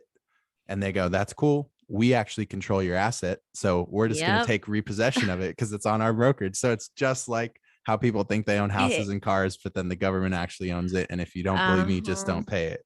Right. Oh my goodness. So a margin Wow. call, this actually follows in '08. This follows um, a firm very similar to like the Lehman Brothers Mm. that went under or was about to go under because of the '08 situation. And they had an opportunity to correct the situation. And they actually chose to not notify anyone and be the first to sell their positions to cause what became the '08 liquidation crisis. Exactly. So it was pretty dope to watch, and it Yeah. as like an add-on to The Big Short. Right. Because it's Yeah. all about understanding these investments, understanding how people are doing these things, even just Mm-hmm. sitting down and listening. You'll see it in the Secrets of Money series that they talk about the stock market as well. Mm-hmm. Yeah. So, okay, and in that, with that said, I was really sitting with, okay, if this debt, if our birth certificates are collateral for this so-called debt that we owe to the crown, and technically that's not even real, and money is fake, and legal words are fake, everything is fake. I'm really sitting with this. It was a deep dive. This was a deep dive, and I don't go too much into it anymore. Yeah, I was really Jilly's a sitting deep with diver. That's a fact. I was really sitting with what do I perceive as karmic debt for Mm, my lineage, and where does that come in as I'm reestablishing my position in commerce? And I'm just going to mm, leave it at that. I started questioning a lot of these spiritual concepts, and how there can be scams within spiritual concepts that get you to contract with something outside of you. So, like conscious mm. language, you guys have heard me say this so many times. When you're saying, I can't do this, whenever you're saying can't, it actually means can. Whenever you're saying not, take the word not out, you're actually saying it. So when I say I do not consent, I'm technically saying I consent. So when you really understand language in these different ways, you start to see how we're consenting to things, Yep. and we're contracting to things. Like you said, as soon as you open the letter, we're contracting to things that we don't realize we're contracting to. So Yep. when it comes to my relationships in a spiritual sense, I started to be really careful with my words and slow down before I committed to anything. And I Mm. started saying, let me feel about that. And I just started bringing in space with my responses to be really careful of what I am contracting to, and what I'm subscribing to, and what I am consenting to. That's beautiful. My takeaway from that, from my perspective, in like where I'm at right now is what you're really saying is, or what you're really speaking to is the fact that everything in life is commerce. So like like a lot of your listeners hearing that might be like, all right, Jilly, it's kind of weird to apply like legal metaphors to like relationships, but like, no, you're being like, that's literally how it is. Like It is. everything in life is a commerce. Like one could argue everything in life is a trust, but we could just say it more simply, like everything is Right. a contract, everything is commercial. Because remember, Right. if you're a corporation and natural people pretty much can't really do business, it's always corporations doing business with corporations for the most part. And Mhm. so everything is commerce. So in you looking at even like your relationships as contracts, and like you saying a sentence, you're having a verbal contract, Mhm. right? And Mhm. you learn deeper about that with when you start going down the rabbit hole of trusts, and you learn that trusts don't even have to be written. There can be a verbal trust, Yes. right? And then you start Yes. thinking about like the last time you got pulled over and they had you roll down your window and said license and registration, and you just immediately gave it to them. You just Yeah. consented. You Yes. just consented to contract. You didn't Yes. know that's what that was, but that's what you did. And exactly. And what if salespeople are doing this unconsciously? We're so taught to persuade and to manipulate to get people to agree to things. And so I also related it to sales and marketing, which is commerce. And what I find really interesting is, granted, you're talking to a person who went really deep into the priestess path and was uncovering sexuality and all those Mm. lenses that Yeah, I that's when I since came then, across you. That's what you were big yeah, on. yeah. I since Daily then I pulled IGTV deep myself, dives. yeah. I pulled myself out of that, really redirected the path. Now since then, my inner knowing is that, we don't, when you are so in integrity with divine will is what manifests through you. So it's not necessarily about what I want to Mm. manifest with my sexual energy all the time. It's like, Mhm. what is creator guiding me to use, to utilize, to build. And what I find interesting in Black Law's dictionary is that the definition of commerce is um, the law of intercourse. I was like, Uh-huh. okay, this does have to do with relationships. This is very interesting. And the more I learn about commerce, the more I can see it in relationships and how many contracts Yep. are being created in relationships that keep people in these loops. And Yeah. it's in the language, it's in the Yep. expectations, it's in the Mhm. assumptions. So all of these words really, really helped me come into integrity and continue to come into integrity. We're Mhm. still learning it. And at the same time, being able to relate that with our embodiment, it's like, oh, goodness, no wonder this is so spiritual. Mhm. It's You know very, what very download cool. you just gave me? What?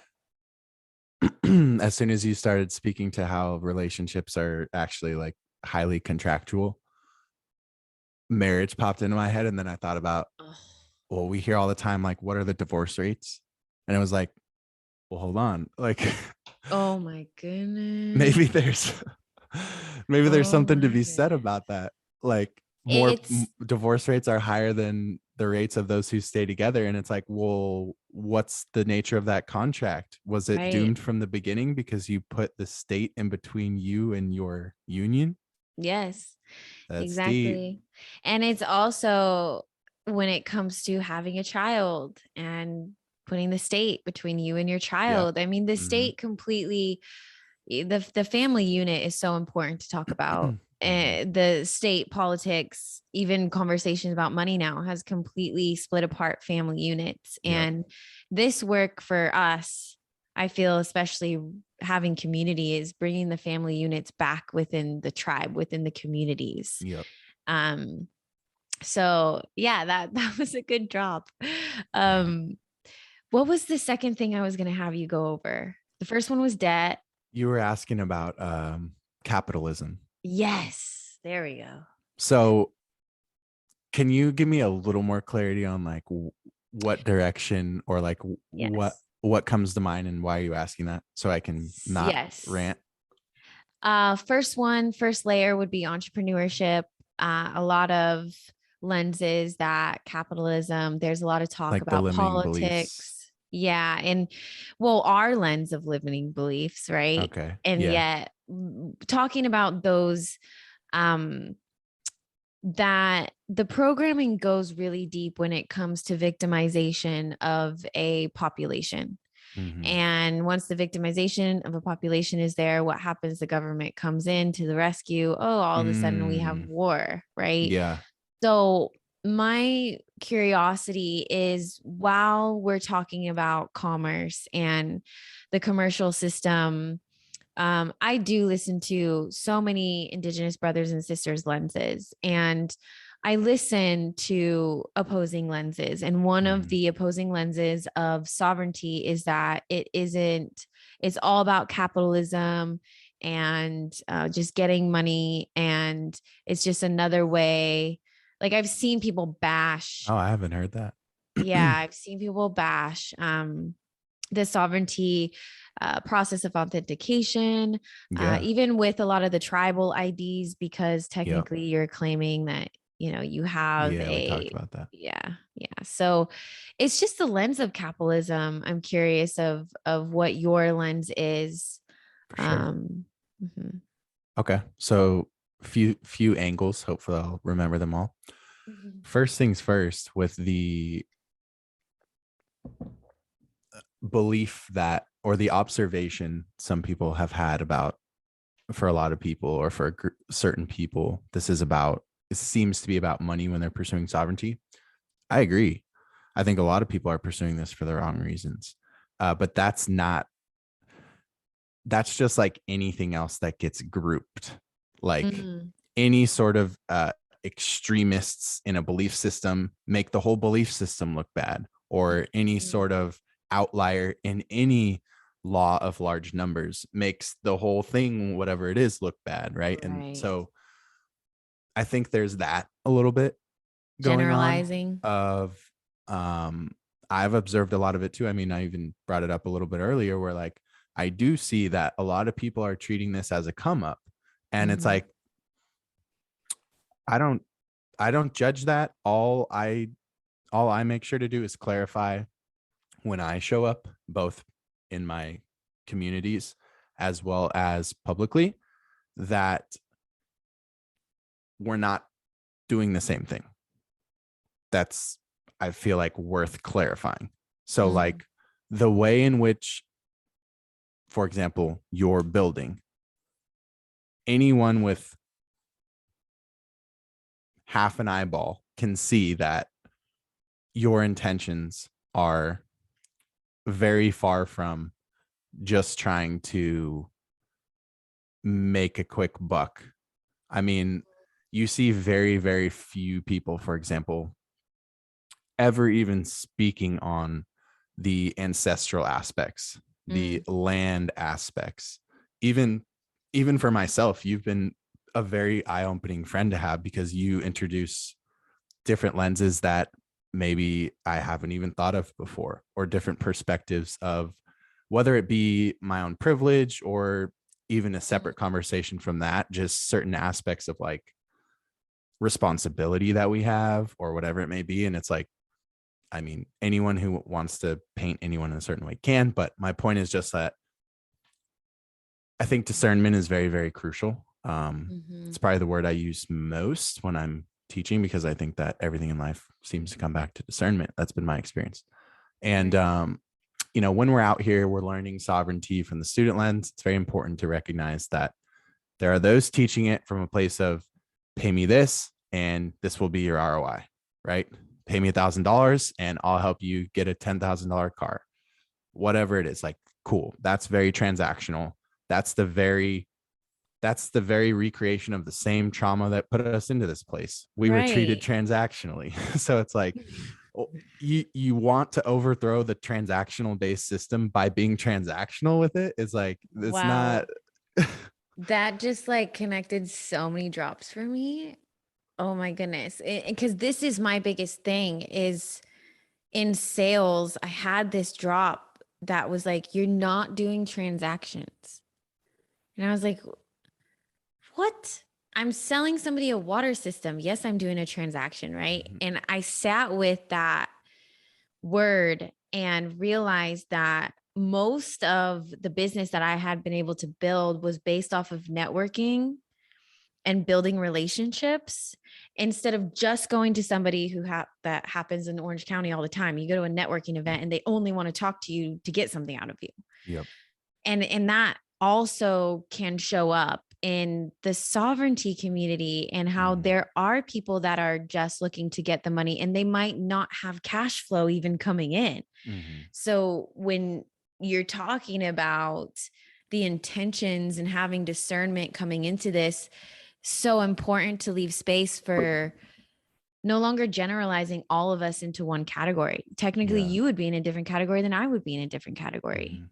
right? That's super important. Wow. Yeah.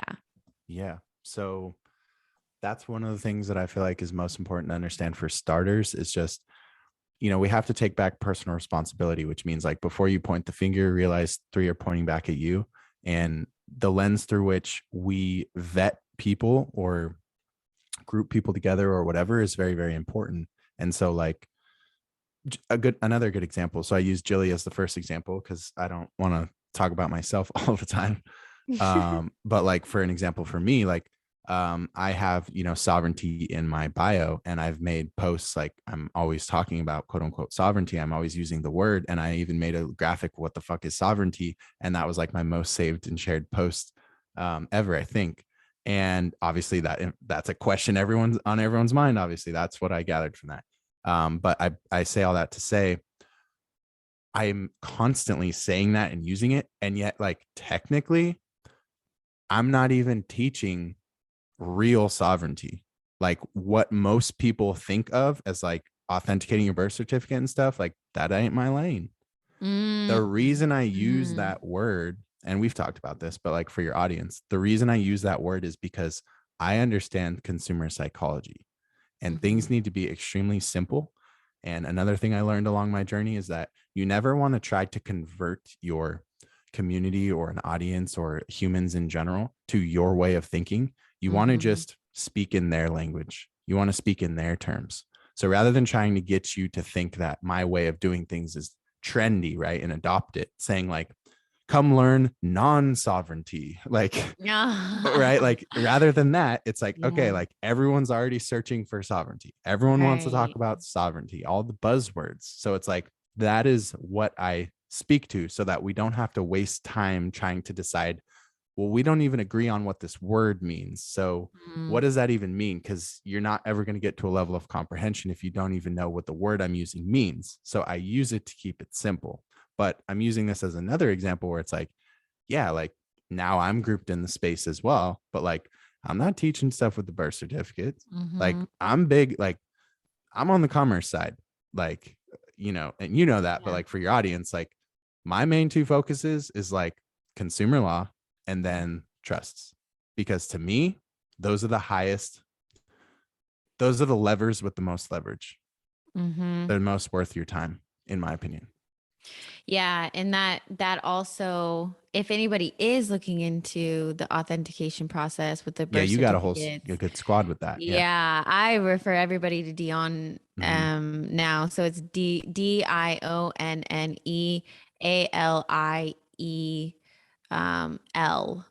on Instagram. And she really brought another lens to the birth certificates that brought the importance of it. And now that I'm learning through different teachers just more about law, it is actually really important to correct your status in that way. Mm-hmm. And those of you who listen to the podcast with Dion, she goes into nationality in correcting your status as, let's say, a Black, quote unquote, Black person Right. or quote unquote Native American, Because which that are doesn't just titles in the exist. commercial system Yep. that gets us to, associate and divide. Um, Mm-hmm. yeah, so I agree. I definitely agree on that. And um what would you say that people who are finding this information through you, would you say that they're more interested in protecting the assets that they've built, or are they more interested in the discharging of the debt? Like, because knowing these different streams allows other people to be like, oh, that's where I'm at. Exactly. Yeah, it allows them to become problem aware, which is important because you can't make a decision if you don't know what the problem is. Mm-hmm. So, yeah, in my through my lens, in my experience, what I try to focus on is a blend of giving people what they think they want while also layering in what they actually need. And the market feedback that I've gotten, and by that I mean like who has joined and the quality of the people who have joined my community, etc., tells me that we're doing a really good job with what I'm about to say. And that is, I actually think we're navigating pretty well, swerving those who are just trying to make a monetary come up, if Mm-hmm. that makes sense. Having said that, the majority of the people that I've experienced aren't in a place where they're balling and got to protect it. Mm-hmm. Most people are in that either aggressive growth phase, which could Mm-hmm. be like an intermediate, or more on the beginner side of, maybe have some money saved, et cetera, but have some debt and still plugged into 40% of the system, in different ways or whatever. And so that's the majority. Having said that, I really, and this is just like me as my own business owner, and I always focus on differentiation first and foremost, and being authentic, because when you're authentically yourself, you can't be duplicated. There's not competition. Right. Um, what I like to focus on is heavily the spiritual aspect. And so like we literally vet people based on that. Like Mm-hmm. if that component energetically feels like weak to me, or they're super early on that journey or whatever it may be, like we kindly let them know like, hey, here are some other people you can learn from, but I don't think that this community would be the right fit for you. And what that has allowed is like a very, very minimal amount of the people who are trying to just like join for the minimum investment and get the maximum Yeah. discharge possible, and ask like, how quick do you think I could do those types of questions? They're Yeah. really revealing. Yeah. um but yeah, I mean, to answer your question, I think it's generally a mixture. Definitely we've seen a lot of student loans seem to strike a chord with people. Mm-hmm. People like waiting around year after year, like Obama's going to rid us of it. And oh no, now Biden will do it because he loves us. Wow. And they're just year after year. It's like, where's Right. that action though? So it's like Right. people thinking that that's going to happen. And it comes back to like, yo, you don't owe that. So like Oh that yeah. part, right? It's like your corporation has student loan Right. debt, if you even want to say that. Now, we could even argue to say your corporation doesn't even have student loan debt, because contracts tend to be null and voided when they contain fraudulent Mm-hmm. aspects in the first place, right? So that ain't even a valid contract, my friend. So even if you were the corporation, or that was between the corporation and you, the natural person, go look up fraud in the inducement and you're good. Yeah. On Cornell law. Yeah. Chad talks about this a lot, lawful waters, Mm-hmm. and just how that Yeah, all relates. he knows the shit. Oh yeah. He's awesome. I definitely want to have like a panel of all of us sometime and just Oh shit. mastermind. Yeah. Like I'm here let's for it do it. for sure. Okay, so let's end with, what could you give us a little drops about your lens of crypto? And Mhm. surprisingly, a lot of people that listen are supporters of crypto, and yet there are some that have their opinions. Mhm. Um, Close it with the little bit of crypto, and then what you feel we're going into in the next coming years. Because I've seen you post about both of these topics, and I'm like, let's just hear it. Okay. So my lens of crypto is a little bit different from Chris's, and hopefully that's okay. Love you, Chris. So I have been down all the rabbit holes. Well, I should never say that. I've been down a lot of these similar rabbit holes of the ISO 20022 stuff. And I absolutely think that that is legit. For anyone who doesn't know what I'm talking about, basically we currently operate on a Swift banking system. And the idea is when this, collapse of the existing order and new world order, sorry for the trigger, but the new systems come about, the idea is that we're going to be switching to a digital currency, crypto, and that the new system will go from Swift to ISO 20022. Now, I do think that there is a solid degree of likelihood for that. However, for myself, I've just learned through many years of being an investor that you never want to put all your eggs in one basket. And I've also found myself heavily investing in ideas and then finding myself emotionally in this place of just trying to defend that idea. So I continue investing, even though the thesis hasn't panned out. And then I'm just continually doing that type of thing. And so I say all that to say that would be a lens to look into for sure. ISO 20022. Do your own research. Definitely shares about that. Yeah. So then your audience would know about it. Yeah. So given that, and that can be maybe a piece of your asset allocation, right? Because if that pans out and XRP goes to the numbers that I'm sure you've heard, then you don't need that much to be real good. Having said that, on more of I try to operate like a whale, which is a nickname for an institutional investor. It's what we learn in entrepreneurship. You don't want to take advice from people who don't have what you want. Yeah. Right. You would not want to take financial literacy advice from an employee. You wouldn't want to take nutrition advice from someone who's morbidly obese. You wouldn't want to take honesty advice from a politician. So trust. So I'm big on that. And so what I like to do and what has helped me thus far in my journey is to model what's already working, to model success, right? So as much as I want to be like one of those stories you hear about someone defying all odds and there being a prosperous outcome, like that's in there, but how much of that comes from my trauma, I don't know. So I've learned to discipline it, because earlier in my investing career, I was always trying to be the biggest contrarian possible. And, once you lose enough money, you realize okay, let's consider modeling success, seeing what's already working. So I say all that to say, I spend a lot of time tracking what big money does. That's why they call them whales. Look, huge amounts of liquidity flows. And basically, my whole thesis is really, really simple. If your audience wants to look it up, you can just look up the early adoption curve. It's basically just like any other curve in nature, or when you're dealing with humans, or even statistics. It looks like very skinny on the outliers. It rounds up into a half circle in the middle. It rounds back down and it gets very skinny again.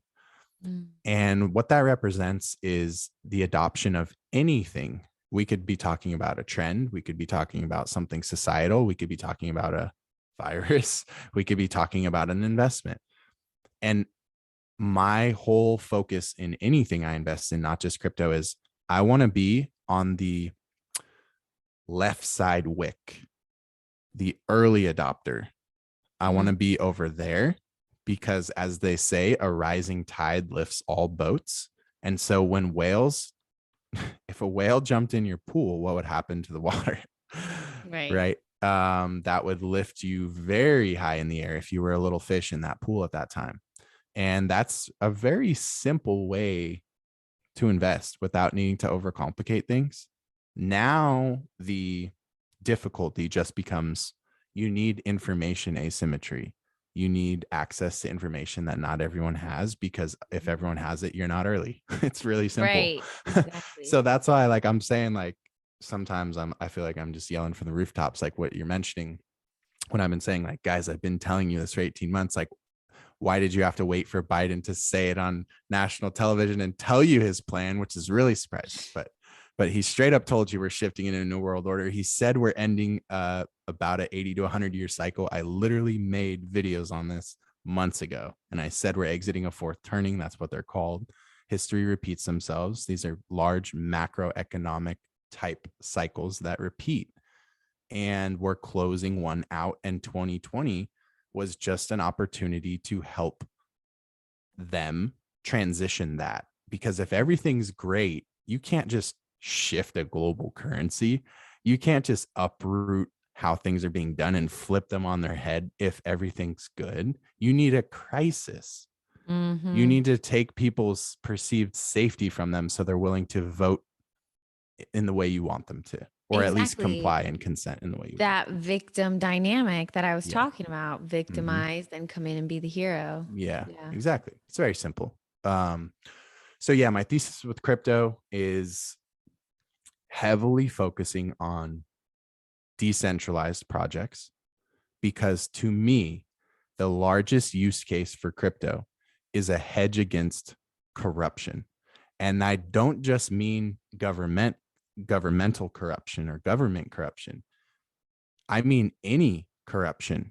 Like, even think about commerce. Like, we're battling entities and they're saying, no, this debt is we did our investigation and we've concluded this debt is valid. And you're saying, no, it's not valid. That's not an original contract. And you're having this back and forth.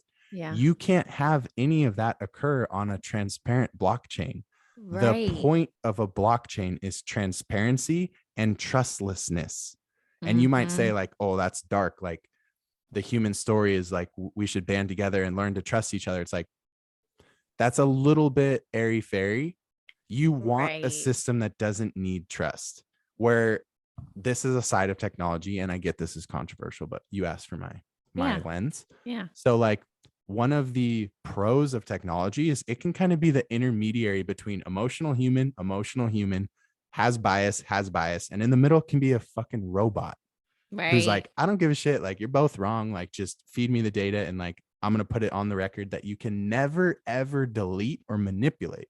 That is the biggest thing you need to understand about crypto. If you don't understand anything else, it's just the transparent ledger that, transactions that have happened today are permanent. They can never go away or be altered. And that's massive if you think about that from a political lens, a commerce lens, and even like lending, borrowing. Like, it changes the game, because now guess what we don't need if everything's transparent and everything's programmed into smart contracts that you can understand simply with no legalese. So this is where crypto ties in. Yeah. You don't need to understand legalese to go, yo, you have $50,000 in crypto sitting on our brokerage. We'll give you a 4% annual loan for $80,000. Here are the terms. And you can see it very simply on how that works and what your terms are. And all of that is transparent, meaning like there would be no need for like he said, she said in court. There would be no need for administrative process. It's like technology is skipping that step. And so that's really powerful to me. And that ties into like, why didn't we see the boom in 2017 last? Why did we lose 90% of our gains and it took 2020 to not have that happen again? Well, look what happened in the world. Look at people's finally levels of public trust in both media, institutions, and government finally at all-time lows. So now there's a real catalyst for decentralization that wasn't there in 2017.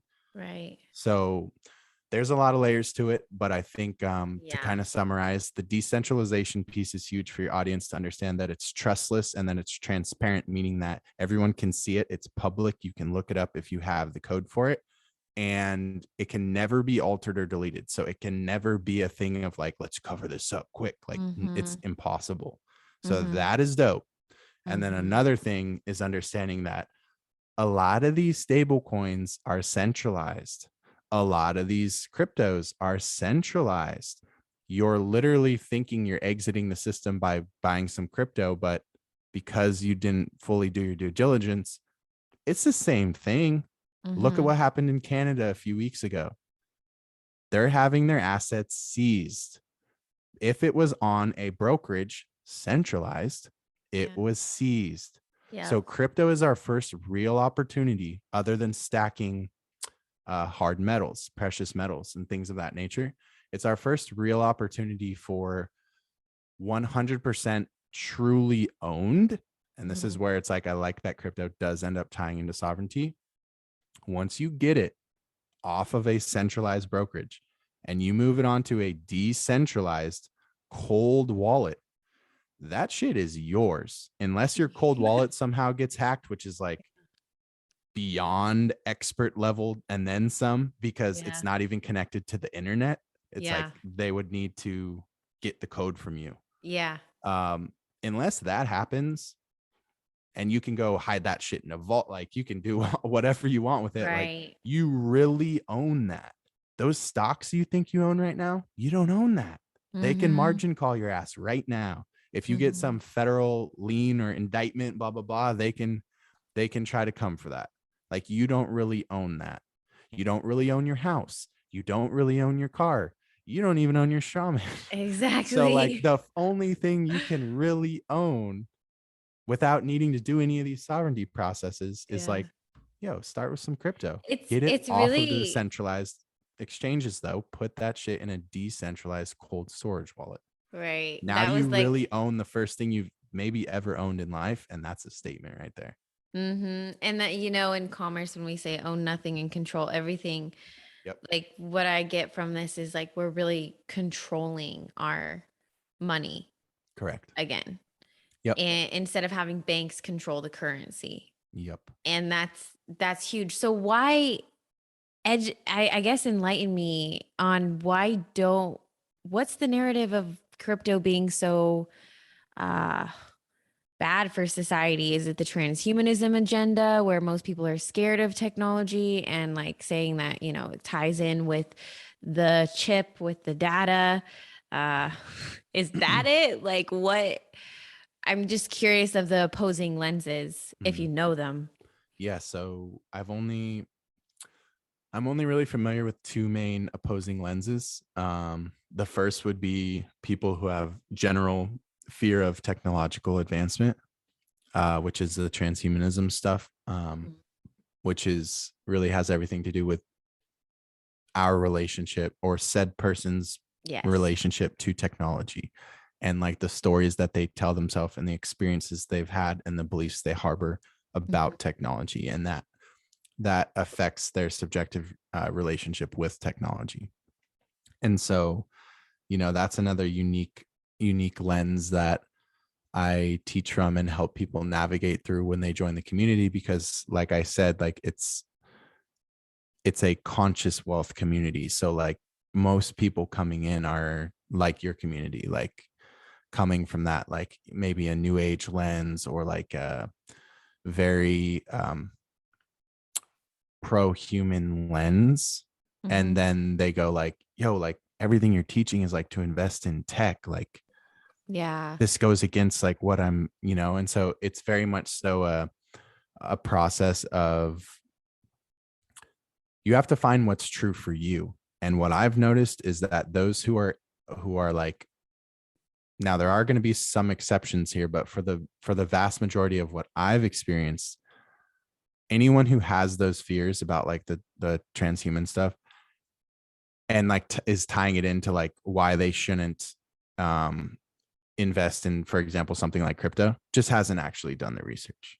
Mhm. It's just like they're getting fed.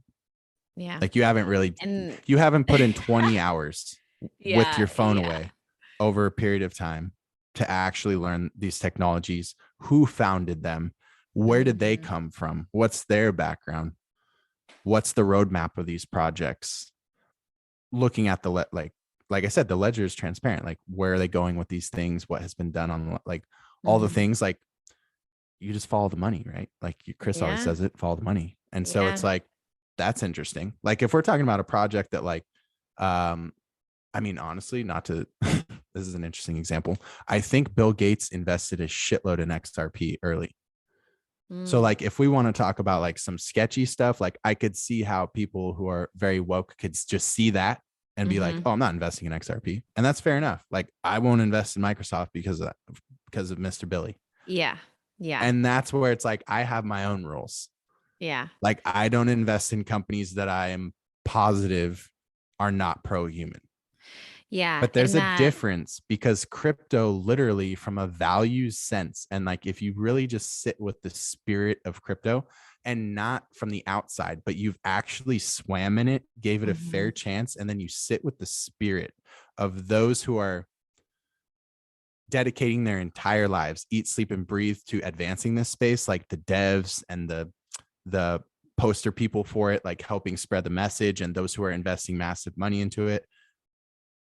If you kind of culminate all of that, which has been my process at least, you find that they all agree on one thing, and that is that freedom is the most important thing.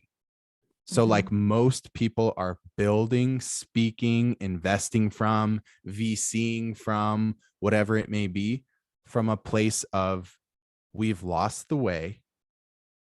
And this is our realist opportunity at actual freedom as we used to have, but we Mm-hmm. somewhere along the line lost and gave up for convenience. And another funny thing while I'm on this is a unique lens that you'd appreciate. So I'm on Twitter a lot, just I only follow Yeah. crypto people. And so that's like a lot of how I learn like in the day to day. And then like also like discords and telegrams, and that's for whatever reason how the crypto people operate. So that's how I learn from them and observe them.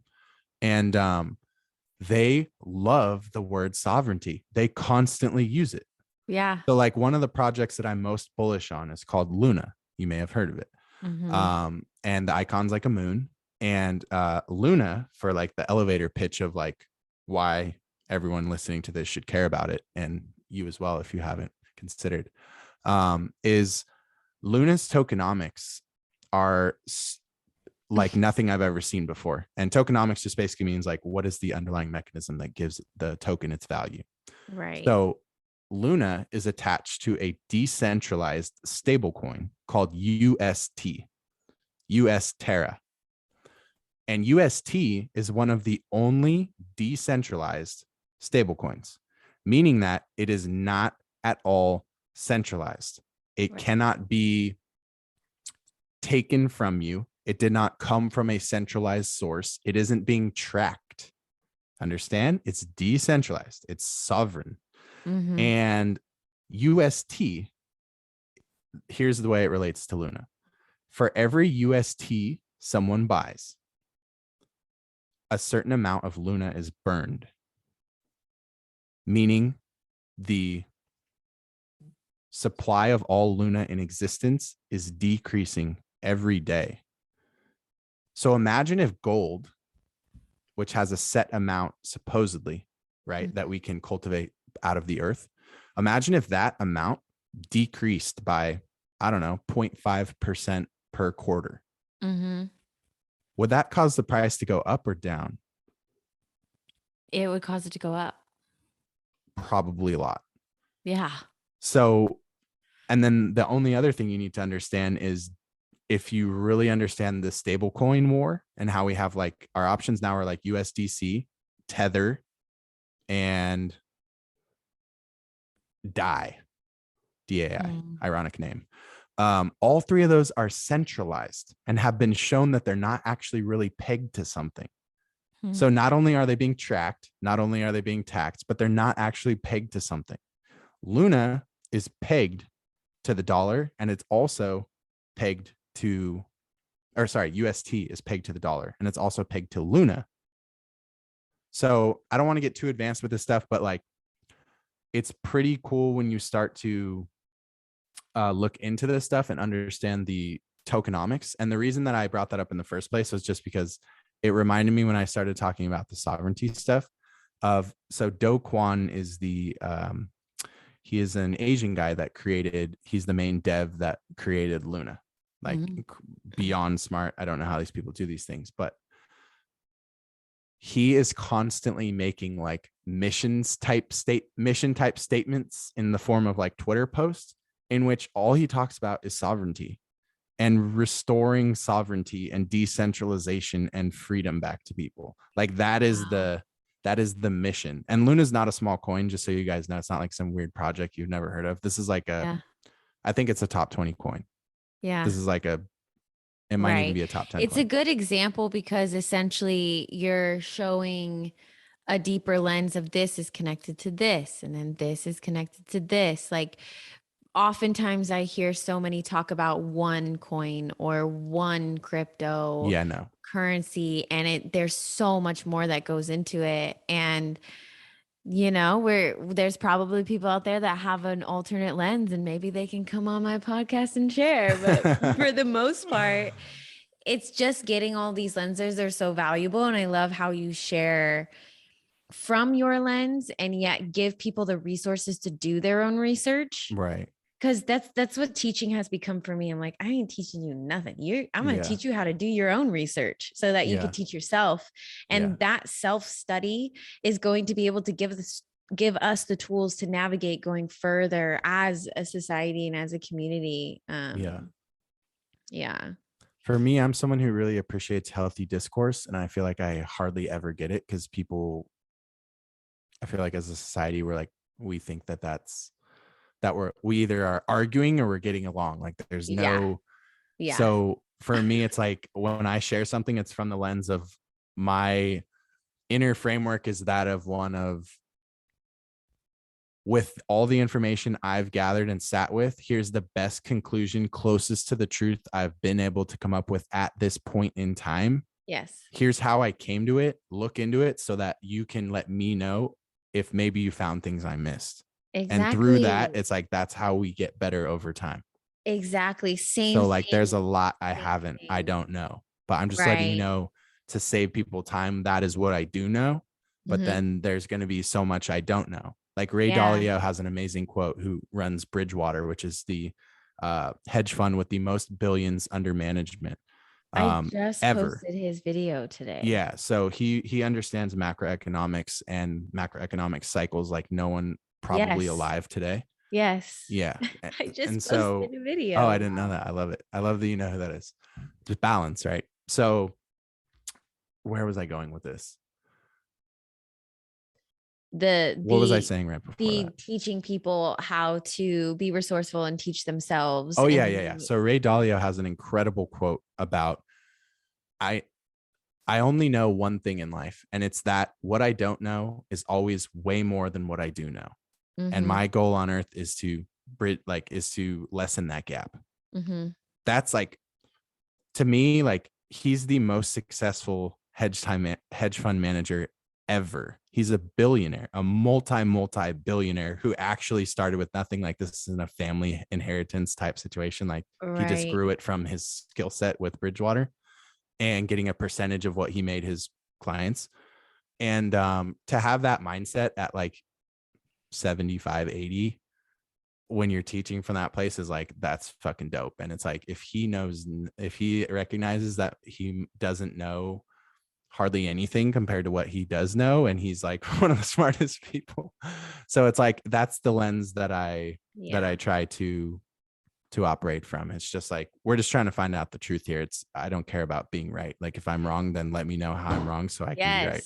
We are finding out the truth. You're not trying. Yeah, that's what this podcast is, right? Right. And and that's like, me and you are both on a journey. So that's the cool thing is like, in 2 years, me and you might look at this and be like, oh my God, I can't believe I thought that. But that's the journey. And we wouldn't get to where we're going to be in 2 years if we didn't share openly along the way. So it's like, we're all just learning as we go. And that's the human story. It's really fun. And it's funny that you said another water code, which was Bridgewater. I'm like, again. You would love his books. Yeah. Chris actually brought his video, and I'm just interested to hear the differences between your lenses and Chris's lenses just going forward. Because I am in so many different realms, and crypto has always been like that one that's like here, and I know, and I am my own bank, and I'm running my things now because of Chris. Yeah. And it's funny because he has that piece and I have the commerce, Right. sovereignty, all Mm-hmm. of that. And so going forward, and how can people find you, contact you, just interested in what you're posting? Do you still have a private Instagram when you message every single person who follows you? It says hi. I love that So you do that too. that's a I started public doing that. Instagram. I do that on my main page. You do it on your main I do one. that on my main Wow. page. That's why people Yeah. freak out because they're like, you have 25,000 followers. Why are you messaging me? Yeah. You're like, And hey, it's what's like, up? that's why. That's Yeah. why people are playing. Like, that's kind of going back to the Ray Dalio thing. It's like, it doesn't matter. It doesn't matter where I'm at. That's like, that's important to me.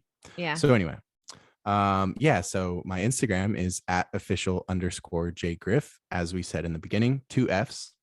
um I just recently started a new conscious wealth podcast where I talk about a lot of the things we talked about in today's conversation, but a nice blend of the investing side. And specifically, I'm an options investor. So there will be some of that, crypto, NFTs. We didn't have a chance to get into NFTs, but there's a lot of fascinating stuff there.